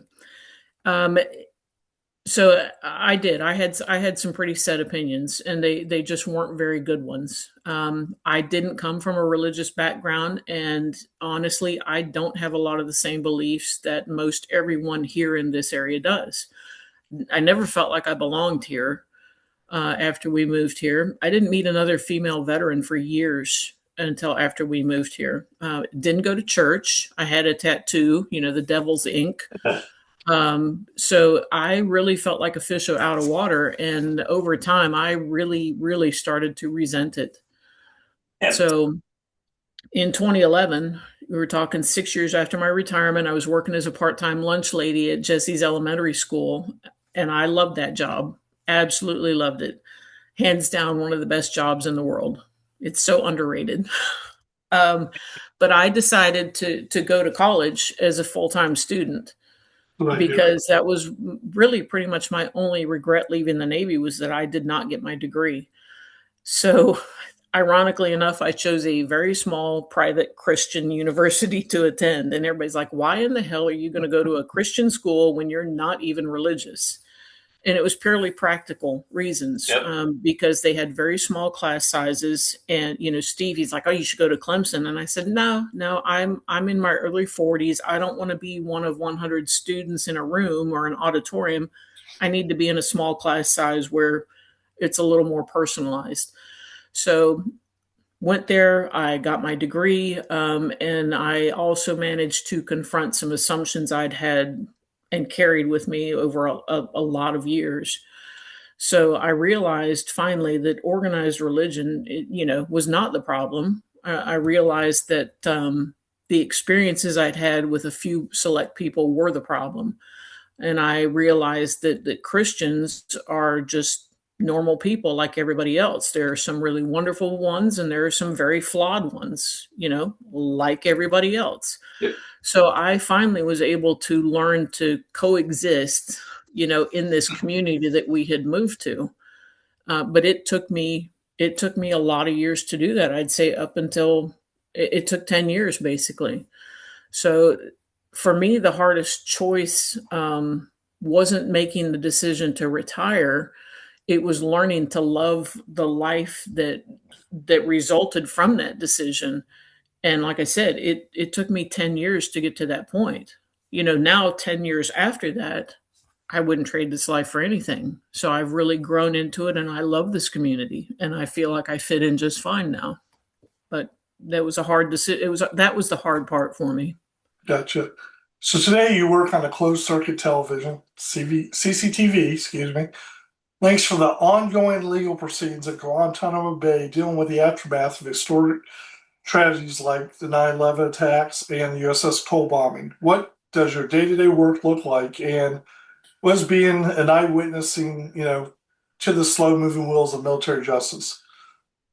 And again, don't cover anything you can't cover, but again, this is a little, yeah. Right. I can keep it, generic enough that it's all good. But, I think a lot of people assume that the job in Gitmo is basically sitting in a control room and pushing buttons. But for me, in my particular job, it's about coordinating the people and our teams. So I also like to refer to it as herding cats. It's not, though. We have a really small team, very small team. But everybody is either retired military or they served. And so everybody knows what their jobs are. Everybody's early to their jobs and they do their jobs very, very well, exceptionally well. So for me, I'm managing this team of exceptional people that are phenomenal at what they do. So there's two of us that travel down there. We've got a network engineer and myself. So when everything is working the way it should, we're basically sitting there monitoring the sessions. When it's not working, when something goes wrong, and we're starting to have a lot of those issues because our equipment is 13 years old. So we're having more and more technical issues than probably what we should be having. The power down there is I call it dirty power. Gotcha. We have a lot of power surges, and that also affects our equipment given its age. So when something goes wrong, it becomes this very high stakes effort to make sure we have everything back up and running before, the beginning of a hearing, or if it happens during a hearing, it's, minimize the impact of it. So it can be a very easy job, sitting there babysitting the equipment, or it can be a holy shit, we got 5 minutes, to figure this out. So what I do, though, is I coordinate the communications between our government lead down there, the courtroom personnel, the remote sites, which is where our team is at, and our program manager, just to make sure everything's running smoothly. So I think with this job, what surprised me the most with it isn't the technology of it, that we're broadcasting, these hearings to, 5 different military bases and wherever it needs to go. It's the hard and fast realization that these are not historical events that are going on inside this courtroom. Not yet. They're ongoing. It's ongoing litigation. They're active cases affecting the families who are still waiting for closure. Yep. I started traveling to Gitmo in 2019, and I assumed that the proceedings were nearing their end. And what I found was that they are still working through pre-trial hearings. We're not even in the trial phase yet, more than 2 decades after these attacks. So sitting there, day after day after day, it gives you a really different perspective than watching just a headline on the evening news, which you truly don't even hear anymore. Right. You see the victims and the family members who continue making that trip because they have a lottery system where they let victims and family members come to watch the proceedings. You see the attorneys, the judges, the translators, everybody that goes into supporting this process, working through this incredibly deliberate process, trying to get to an end of it. So for me, it's been a very stark reminder that justice in this case is not an abstract concept. It's these are real people, real families waiting for answers, and they have been waiting a very, very long time. So yeah, that's kind of what our job looks like and how I feel about it. Yeah. Yeah. When you described that it was still ongoing at that level, it blew my mind because I think I represent quite a broad swath of this nation that don't realize that that's where we're at. 9/11 was an event. There was a coming together of the nation. People, supported a lot of the, post-attack attacks back, all those things, but then there's some finality in everybody's mind, like it's done. And, while the people that were impacted are suffering, some reality is there's still ongoing proceedings to get to that justice that you described. And it's not even close. No. And let's add to that at a cost. Yeah. Yes. So, I mean, for me, again, I was a 9/11 chief. So I've made chief, I've been commissioned, I've retired from the Navy, now I've retired from the, Army civilian jobs. Right. It has been a, very long time. Yeah. And I mean, the next question is a little bit long, but I guess I was just going to cut to the chase on it. Why do you think it's taking so long, Kelly? Well, and to go what you guys have both just said, like a lot of Americans, I had lost track of what was happening in Gitmo until I started this job. And I was shocked to learn that so many victims and their family members are still waiting for closure. They're still waiting for justice. And this has been 7 years that I've been doing this job now. So the USS Cole trial for the alleged bomber is finally scheduled to begin in October. But the 9/11 proceedings continue to remain tied up in litigation and appeals, et cetera, et cetera. So it is a very slow moving process. That's all there is to it. Regarding the question about why it's taking so long, I really can only answer that from what I have seen and what from the perspective of someone who just supports the proceedings. I am not an attorney by any means. I feel like I could be at this point. And I am certainly not a judge. So from where I sit, I have watched this extremely complex, military tribunal unfold over a lot of years. There have been appeals, there have been changes in judges, there have been changes in the defense and the prosecution attorneys, there have been conflicts of interest, and numerous other legal issues that have to be resolved before a trial date can even be set. So every time one piece changes, it affects everything else that follows. And that's one reason that this is such a slow moving, process. So whether people want to agree with that or not, that's on them. But that's the reality that I have observed is there are just so many changes that go on because you're talking the judges are all military. So typically after 3 years, they are transferring out. Right. And you're kind of starting over again. So that's what I've observed. But the real cost, though, isn't financial in this. It's the measurement in time, because every delay means more time for those families who are still waiting for justice. Think about some of these children who lost parents in those attacks. And I'll use the kids. A guy I went through knife and fork school with was killed on board the Cole. His kids now are adult. They're middle-aged adults with kids of their own at this point in time. Some of the parents who lost their adult children, either in the whatever attack, the 9/11 attack, the Cole bombing, they're beginning to pass away. And they never saw justice for their loved ones. I mean, that's really a tough concept to wrap your head around and make peace with that. So, everyone deserves a fair trial, and this military tribunal, this legal system, they have to get it right. They have to get it right for the families, and they have to get it right for our country, and they have to get it right for the accused. But it's really, really difficult to sit there and watch it without thinking about those families who've carried, this burden for over 2 decades. Yeah. So. Yeah, and I think the one of the things that have mired people down in the confidence that there's some finality that's been achieved is that there is no media coverage for it anymore.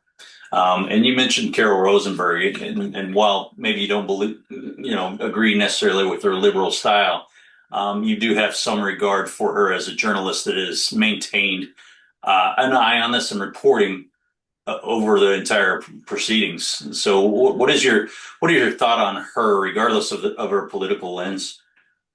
Well, to have to kind of preface it with, over the years, I've seen a general shift in the mindset of what the terrorist attacks mean to Americans, because I have probably like you guys, I have my own personal thoughts on what they mean. Right. If you ask a service member today what it means to them, you're going to get a very different answer.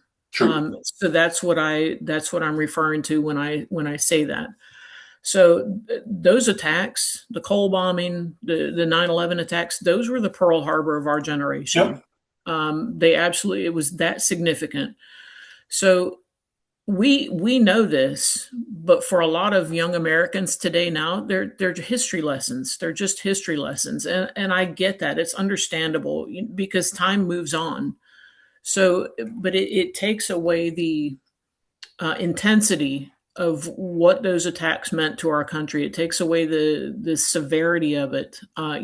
That it happened to our ship, our warship. It happened in our country.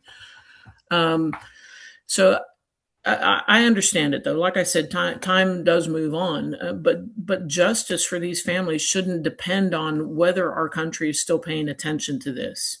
Where's the outrage for those families that are still waiting? Where's the demand for the accountability, for the justice? Yep. And too often it really feels like they have been forgotten. So that's why it is so important for the journalists to cover what's going on in Gitmo. That's the reason I respect Carol's work ethic. You mentioned she's liberal. She is a very liberal reporter. I don't always agree with what she says, but her work ethic is beyond reproach. She's the one who consistently is there. She consistently shows up. So while we may not see everything through that same lens, I respect that she's always there. Every trip I know I'm going to see her. Yeah. Was she NPR? Did you say that? No, she works for the New York Times and used to be the Miami Herald. So I follow her on X. Okay. And so it's the thing with her is, like I said, she keeps showing up. She's been doing this job a lot longer than I have. Yeah. So long after the yearly anniversary stories fade, she's still there covering the hearings that most Americans don't realize are still taking place.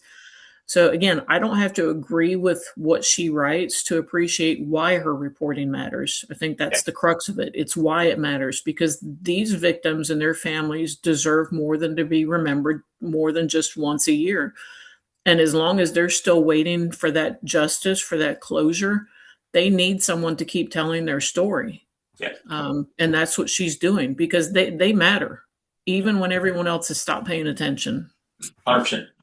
So I think you just kind of, highlighted one of the aspects of this podcast and why Phil and I are doing it too. I mean, and what I mean by that is conversations. We don't have to agree, highlighting that, but there's still respect for what the person's doing. And that's where I think everyone just needs to chill out sometimes and, listen. Again, you don't have to agree, but look at the pluses versus always the negatives is what Right. I'm getting at.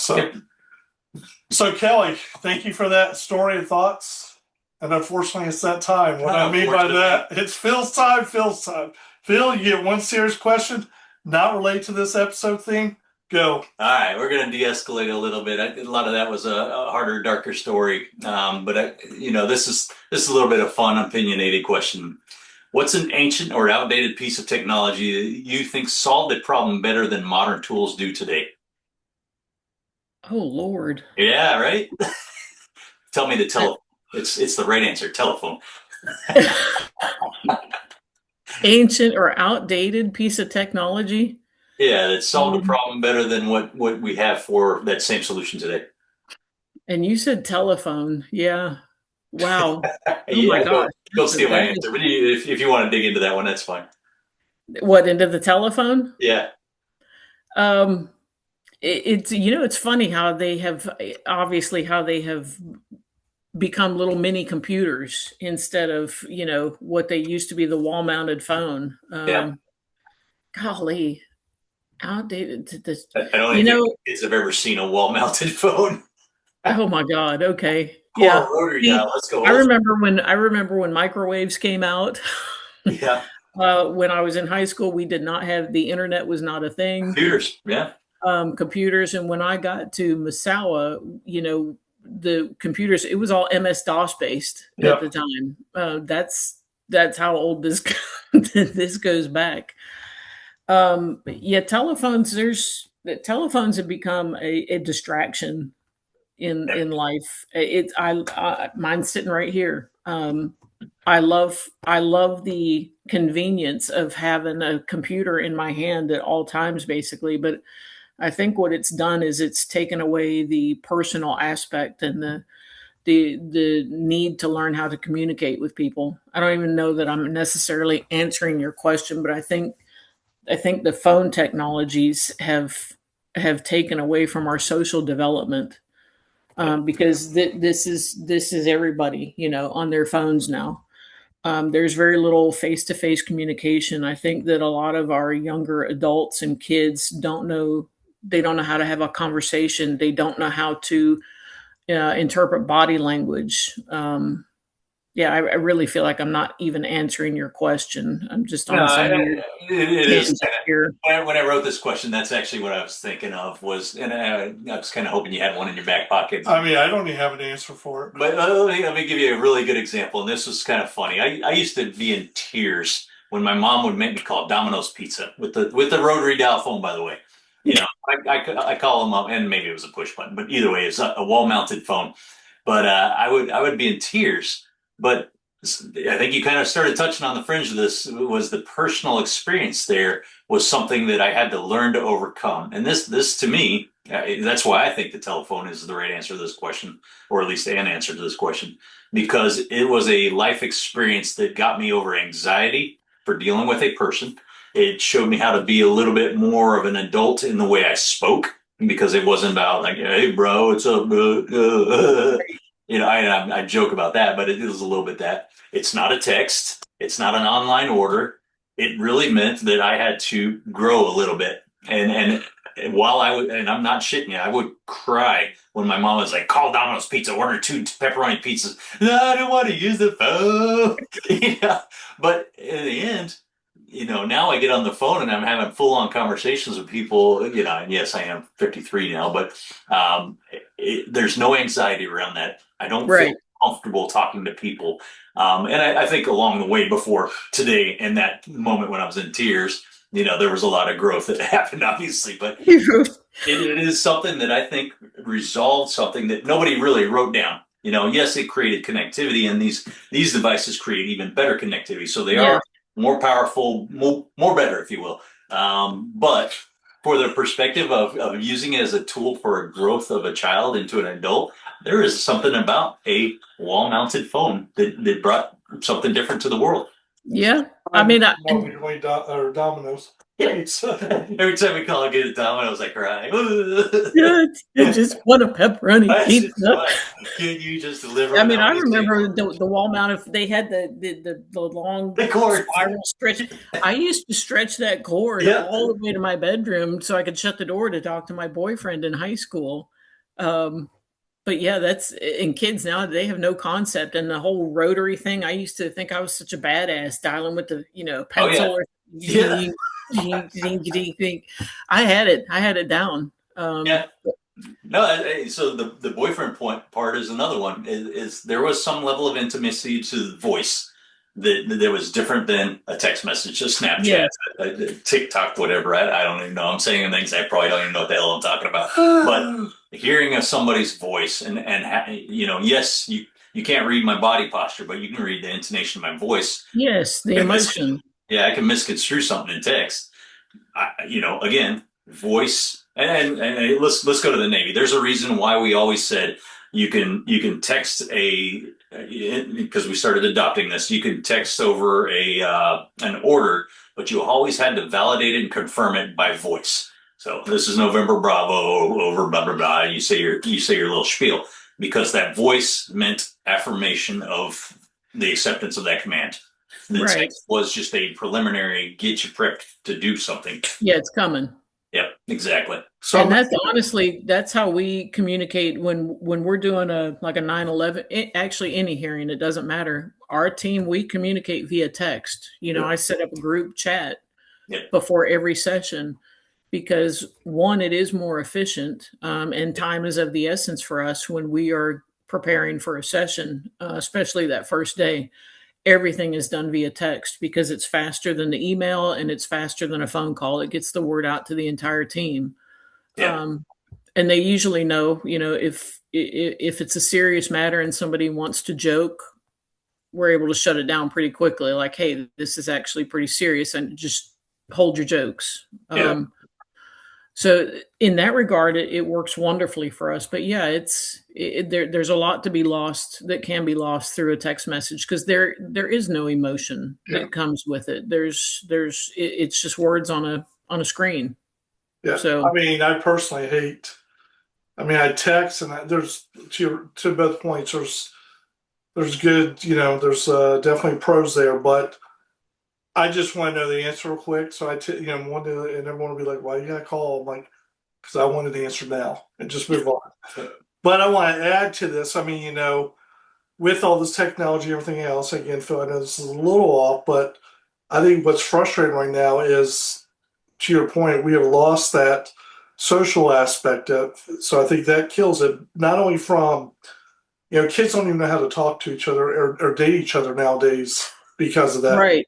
But the other kicker is, for me, what's frustrating is you got to call a company and, hey, press 9 for this. I go through this whole 5-minute spiel, and the whole time I'm just hitting 0 to, we get on there and talk to the person. And then real person. And what really kills me is the real person can't even answer the question. Exactly.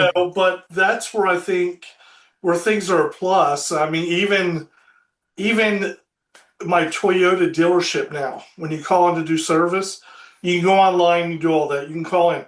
But now, it's funny because the person, it's an AI voice, and you hear them. So we have these days open, and I'm like, Thursday. Dan, what time Thursday would you like? I'm like, that was awful to listen to. Yeah, but I mean, so there's plus and minuses, but socially, I think we are going down a rabbit hole. People know how to interact, which I think leads to, we already had problems of people understanding to, what it means to be a couple and to be life partners and all that other stuff. Right. Now it's along the lines of that technology and everything else has also fostered this thing. Well, hey, let's get married. If it doesn't work out, but we're we're okay with that. Yes. Yeah, exactly. So pretty much. But the plus factor is, and this goes back to the conversation we've already had, because you've raised your kids a certain way, Phil's raised his kids a certain way, and I've raised mine. They know how to deal with that type of stuff, where again their peers don't. And I think it's the biggest thing I realize. I mean, Ava comes home every day. Now she graduated from high school, going to college, but now it's work. But it's always the same thing. Yeah, people are stupid. This person's stupid. This person's dumb. Why did they just do this? She's like a mini Dan. She is. But you know what that tells me is that you absolutely raised her right. Because that's the same thing I hear from R3, especially now Jessie. She started working at Steve's company where he's working. She's not coming home going, Steve's dad's stupid. Oh, no, she's not saying that. She's definitely not saying that. But she'll say, and before that, she worked at Verizon. That's why she moved back home. She quit her job at Francis Marion University, moved back home. And anyway, she's like, oh my God, these people are ridiculous. She said, they don't know how to do this. They don't know how to do that. They can't make a decision. Yep. And I'm like, okay, well, we obviously did okay with you, even though we were extra hard on you. Yeah. So to me, that's just a validation that you did do it right, because they do recognize the stupidity of some of their peers, and it is what it is. Yep. So Kelly, on that note, it's time to go ahead and close shop. We've been doing this for a couple hours now. Yeah. It's always been a great pleasure, and thank you for taking the time to converse with us. Keep in touch. You and Steve need to come and see us on the compound, Mel, Phil, my whole family. And, we won't even charge a toll or anything for you guys to come. We'll waive that one. No, it was great to meet you, Kelly. It's a pleasure, and we are like a little bit of a kindred spirits. Yeah. We all, I think we all have a little bit of commonality to it. Yeah. It's awesome to hear your story. Seeing you had a story. Yep. Say again? You had a story. Who knew? We did. Yeah, you guys did. This obviously, this has been great. I had some trepidations. I'm not going to lie. Everyone can use that word when they talk. It's fucking you. That's why. No, honestly, because I was even talking to Chris about it. I said, I'm nervous. I thought I was going to have to do a shot before this to kind of calm my nerves. He's like, what the hell is wrong with you? And I run the podcast. I take 3 shots. Well, but I did not. The past videos, the person's actually drinking a beer. Oh yeah. Talking. Oh yeah, no. I've got my lemonade over here. That's it. You know, my lemonade flavored water. Gotcha. But this has been really great, and I'm not going to lie. There's been a lot of introspection that has happened for me. So I appreciate the opportunity to kind of dive back into it and kind of piece some stuff together. It was really great. That was fun for us too. So we good? I'm good. So Kelly, we bid you farewell, I guess. Okay, I appreciate it. I'm going to go start listening to the other episodes. So Phil, we just sat down with Kelly. Yep, great discussion. Actually was. In fact, the title of it is First 45. First 45. But I almost want to say, do we need to change it to hope or something like that? Yeah, I know, some deeper meaning or something. But yeah. No, really good discussion. I mean, I know you've known her for quite some time. Sorry, I kind of cut you off. Go ahead. No, you're good. Go ahead. No, so great discussion around not only her career, but let's say the roadblocks that she had to endure over her career. You know, being a woman, being one of the first 45 on board the Vella Gulf as a operational command in her rate. You know, and those are milestones, and I would say historical milestones for the Navy as well. She was one of the first to break down those barriers. It was hard. She had people that didn't support. She had people that did support. Integration was tough, and I lived it. You lived it. We kind of all went through that time period. I don't think a lot of people today that are in the military had to go through that. And I'm not saying I had to go through the trials and tribulations of being a woman in the Navy, but going through the difficulties of integration, yeah, it was. But the difficulties in integration, when it was tiptoed around about how you would deal with women from the women's perspective, right. You know, having to go, probably 10 steps further than any of their male counterparts to get the same level of validation and qualification that their mission skills were validated. You know, that's fucking horrible for somebody to have to deal with. And while the Navy got it right, I would say it probably took too long to adjust to that, because, and I say this time and again, you know, there's women that run circles around me or circles around you, and there's never been a doubt about that. So I think the same argument for the gay community. I had plenty of gay friends in the military. I went through Don't Ask, Don't Tell, where I had to keep my mouth shut and keep their secret. But I've always looked at them as operators first and foremost, or pilots first and foremost, not you're gay, because I don't care. You know, that's not what's important. And you've said it in many of our episodes, is that you're a firm believer in the mission and getting the mission done first. And that's what I really wish, you know, we would have had that mentality a long time before having to deal with this, because I really was, frankly, I was uncomfortable because, and I made this joke with Kelly, is like I was almost made to feel like if I looked at the woman being brought on board the ship, that I was going to get her pregnant somehow. It's like, does that work that way? Boom. Yeah, because that's what they felt like. It's like, don't look me in the eye, get against the bulkhead, don't touch. If you even brush uniform, something's going to happen. Like, fuck her. I'm pretty sure these are the same people that live next door to me, but whatever. It was weird. Master Chief, I looked at a woman. Yeah. Do you have to pay child support now? Do I got to go to the doctor? Yeah. Oh man! So now you understand why I tiptoe around you. Because, you're so feminine. But no, I think those are good thoughts. But I like to break as I disappear in the screen. I like to break this down because again, I thought overall, you got to make eye contact to be on the screen. There you go. See, there we go. See, this is why I get yelled at my Phil for not making eye contact. How you doing? How you doing? I'm pregnant.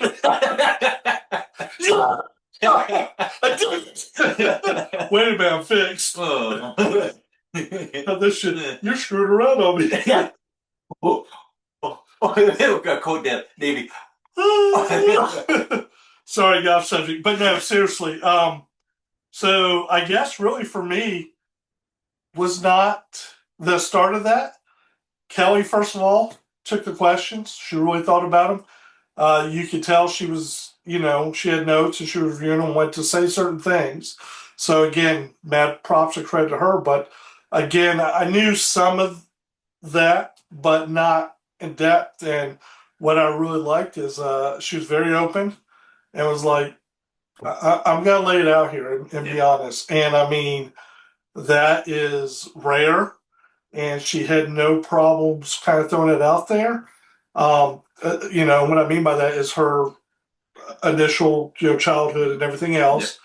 And again, the end there, I think part of that for her was, like she said, it was good getting that out there. And probably with the hopes that, again, like we discussed through this, someone could take that on board, take this lesson learned, take these ideas. Okay, yes, life sucks. What can I do to, make the change? And that's what I kind of liked was, their aspect that she said that the Navy didn't save her.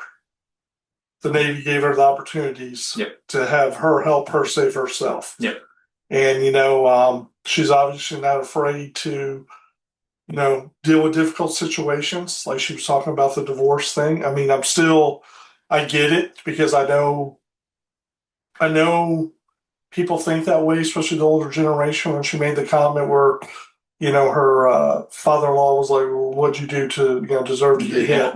Are you kidding me? Yeah, I know. I mean, and then like she said, pastor. Yeah, I'm not gonna run down that road. No, I got you, but I mean, religion exactly. And I think that was kind of her point too. But you could tell she's in a very good place. She kind of highlighted that, that she had to let go, and 10 years later, even after retirement, she's now in a good place, comfortable with her kids, how things have turned out. What I really liked was from the beginning through it and even to the end, she made it the point of her and Steve, as partners and everything else, and that, they were, all those.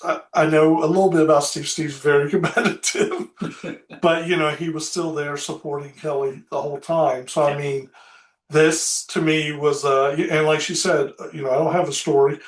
She did, and we pulled another story out where, again, I mean, joking, but wow, we could easily change the title of this one. Yeah, no, and always look for that fundamental, underlying narrative that exists there. And this was a huge story about empowerment. Her giving it to herself, her taking it from the Navy as a big brother, if you will, that grew her up in her life and empowered her to be better and to drive herself. I mean, it gave her the confidence to drive herself. And although the trials and tribulations existed, she persevered through them and always had a higher goal in mind, and I would have loved to have seen, or dragged out a story about her making CW05, but I understand that you start getting towards the tail end of the career, you start understanding that there are life balances that you want to bring back to yourself, because you do give a lot of your blood to get through a naval career, especially a long one.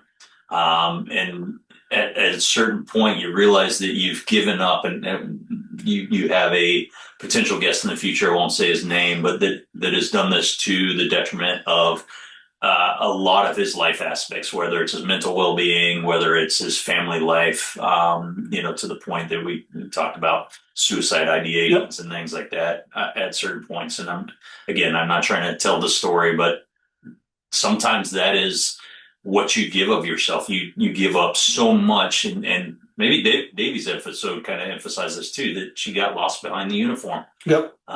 Those are interesting things that I never really thought of, because I like to think that my personality existed before my uniform, but the more I think about it, maybe that's not 100% accurate, and I never really realized that until listening to these type of stories. No, so because I am the same way I was from day one. Wanda will tell you that. So I think it's a matter. I think you were probably that same person before you joined the military. I mean, I've always been, Dan, what up? I rule the world. Even as a seaman. My first LPO. So no, I don't think you're accurate. Well, let me say that differently. You've changed since you retired. Oh, yes. So there is something that you wanted that was different than what the uniform was making you portray. So Yes. I do think you've changed as well. No, in that regards, but I mean, I'm still the arrogant Me too. copy. Those personality traits exist, but Right, but a lot of people, as we're learning, develop those versus just having them. I mean, I think they're more natural for us. How's that sound? well, I think our edginess probably is something that we backed off, and edginess was necessary through our military career, Yeah. and it is not necessarily through needed now. And I think those are the things that we've started to be introspective about. Is like, hey, how do we back off of that bullshit? No, I stuff? agree with that. But for her, like for me and for others, I will say this: dual military is tough. Again, Yeah. that's the reason why one and I both were like, because I could have kept going, but it was like we've done a lot together. We got to enjoy life, and again, we've discussed that. Got a text from a guy. I don't think you've ever met Alan. He actually worked with Melinda. Sent me a text. He's been listening to our stuff, and he's like, he's over in Poland right now. Yeah. As a GS civilian, and he's like, man, I'm really loving this stuff. Good. He goes, I love the interaction between you and Phil. He goes, what he really likes is the discussions you and I have on our every, is it 6th or 7th episodes, yeah. 7th episode. He goes, I like that. He goes, I like hearing you guys talk about things. And then he threw in, he goes, hey, I would like to hear more about land management, killing deer, all that stuff. But, going back to Kelly real quick, I mean, there's a life. She said she's getting ready to turn 60. She's very happy. Grandchildren, Yep. Still working, still because she still likes being engaged, likes what she's doing, and she likes the fact that she can also take the breaks and do the family things. She expressed in her artwork, you'll see, she got a CG7. Did I say that right? CJ. Yeah. CJ7. CJ7, yeah. Yeah, and so she's going outside of her normal box to do things and work on things and try new things. She says she's got a mini skid steer, so she wants to plant and do all that. And I'm like, okay, these are not normal things that somebody would do, but she wants to be able to do these things. And again, I think that's what she has learned through life is don't wait, just go do it. Learn how to do it, or find a way. Find a way to make one. There you go. Yeah, no, I mean it's really about living the life, not just letting life be lived. You're actually partaking in it and not letting it drag you through the typical, mundane, everyday wake up, whatever. The routine is not always the driver of what a true life is. Sometimes you break the norms, do some things that are exciting and different. And I was actually talking to somebody the other day. Is one of the ways I've always dealt with that is photography. I got to go out and take stupid pictures with my iPhone, and they end up being, pretty damn good pictures. And then I turn it into something I hang on my wall. But it is a way of just seeing the world differently and taking it in differently because I want to live those moments and keep them. And it's not always just in my head. Sometimes I want to share it with people as well. So. I get the CJ7. Yes, I've got a 6-inch lift on my truck. I get that. I used to own a CJ7, as a matter of fact. So there's a little piece of me that gets that 100%. But maybe one last thing to tie up Kelly's story, and it's still. I think I'm just still jaw dropped a little bit because I feel stupid for having let this one slip from my mind, and it hasn't. The events didn't slip from my mind. The where they exist in the legality or the proceedings that are existing right now, but the USS Cole bombing and the 9/11 attacks. I'm ashamed to say it out loud, is that to me some part of it was finalized in a very specific way. I don't mean finalized like for the families and things like that. But I didn't know the legal proceedings were still going on. I thought that was done, and I feel stupid for not knowing that because they're a huge thing, especially the USS Cole being a naval asset. Yep. Me not knowing that is still an ongoing litigation, it just floors me. I didn't know things would take that long. I didn't know they were still in existence for the military, I guess, tribunals, if you will, to get to the evidentiary piece, to get some closure for the families. So I'll say I'm ashamed. But I think I represent quite a large population in those thoughts because in typical American fashion, I think we live it in the moment, we hold it for a little bit, and then it diminishes. Move on. Yeah, and we move on. And while that's a good thing from one perspective, it also, I think, is a little bit of a bad thing. No, I agree. And I mean, everything you just said, 100% concur. Again, my mindset was, oh, that's already been taken care of. Okay. Couple things there, though, that I did like was, and I didn't put in this perspective, but Kelly just helped me put in that perspective. It was our Pearl Harbor, those items.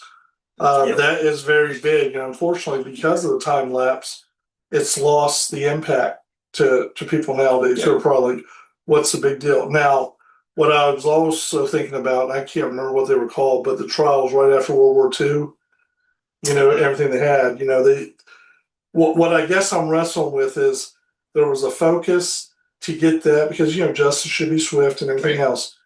So, I guess my question would be, are we so out of touch or so bureaucratic or so sensitive that that's the other reason why this is going on? Yeah. I mean, to me, to your point and to Kelly's point, cost money, fully got it. First of all, that's ridiculous to begin with, but that's not the thing. The impact of these family members. I mean, her highlighting again, she knew a guy, now his kids has kids. We're not doing justice. We're really, again, I got it, someone's fault, but I think we need to look at this a little bit better. Someone needs to look at this better. Yeah, I mean, if nothing more, that's maybe one of the things that the media can do on our behalf is continue to represent ongoing proceedings. It doesn't have to be the highlight reel every day, but as a reminder that it exists. Yep. I'm not saying this from a sentimental perspective. I'm just saying until closure is done, this should be something that exists in the media news headlines. I'm going to highlight. I understand what you're saying, so I'm not going to say I disagree, but the POW, MIA, it to me, and that's why this is good to have these discussions because it puts that reflection back on it and makes you think about it. These are the same things. We should not forget. I mean, that's reality. Yeah. So, and again, the Cole, yes, was a military, piece. 9/11, again, I've had the, I was fortunate enough to be able to go up there when the new monuments have opened that day. We happened to be up there in Earl, New Jersey. We went over and they only did it for the families, first responders, and military. So they actually let us in the first day they reopened.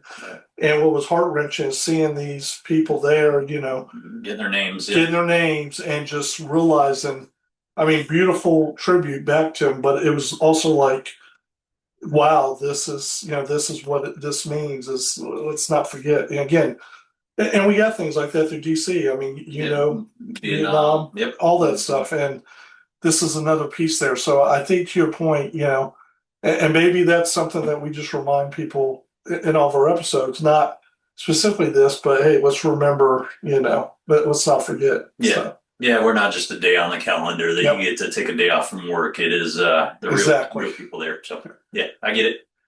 Hey, anything else? No, again, the last thing I'm gonna say is, and we laughed and joked, and when someone goes, I was so nervous, so scared, blah blah blah, blah blah blah. I was like, you had a story. In fact, you had a story we weren't even expecting. So thanks, Kelly. Yeah, thank you, Kelly.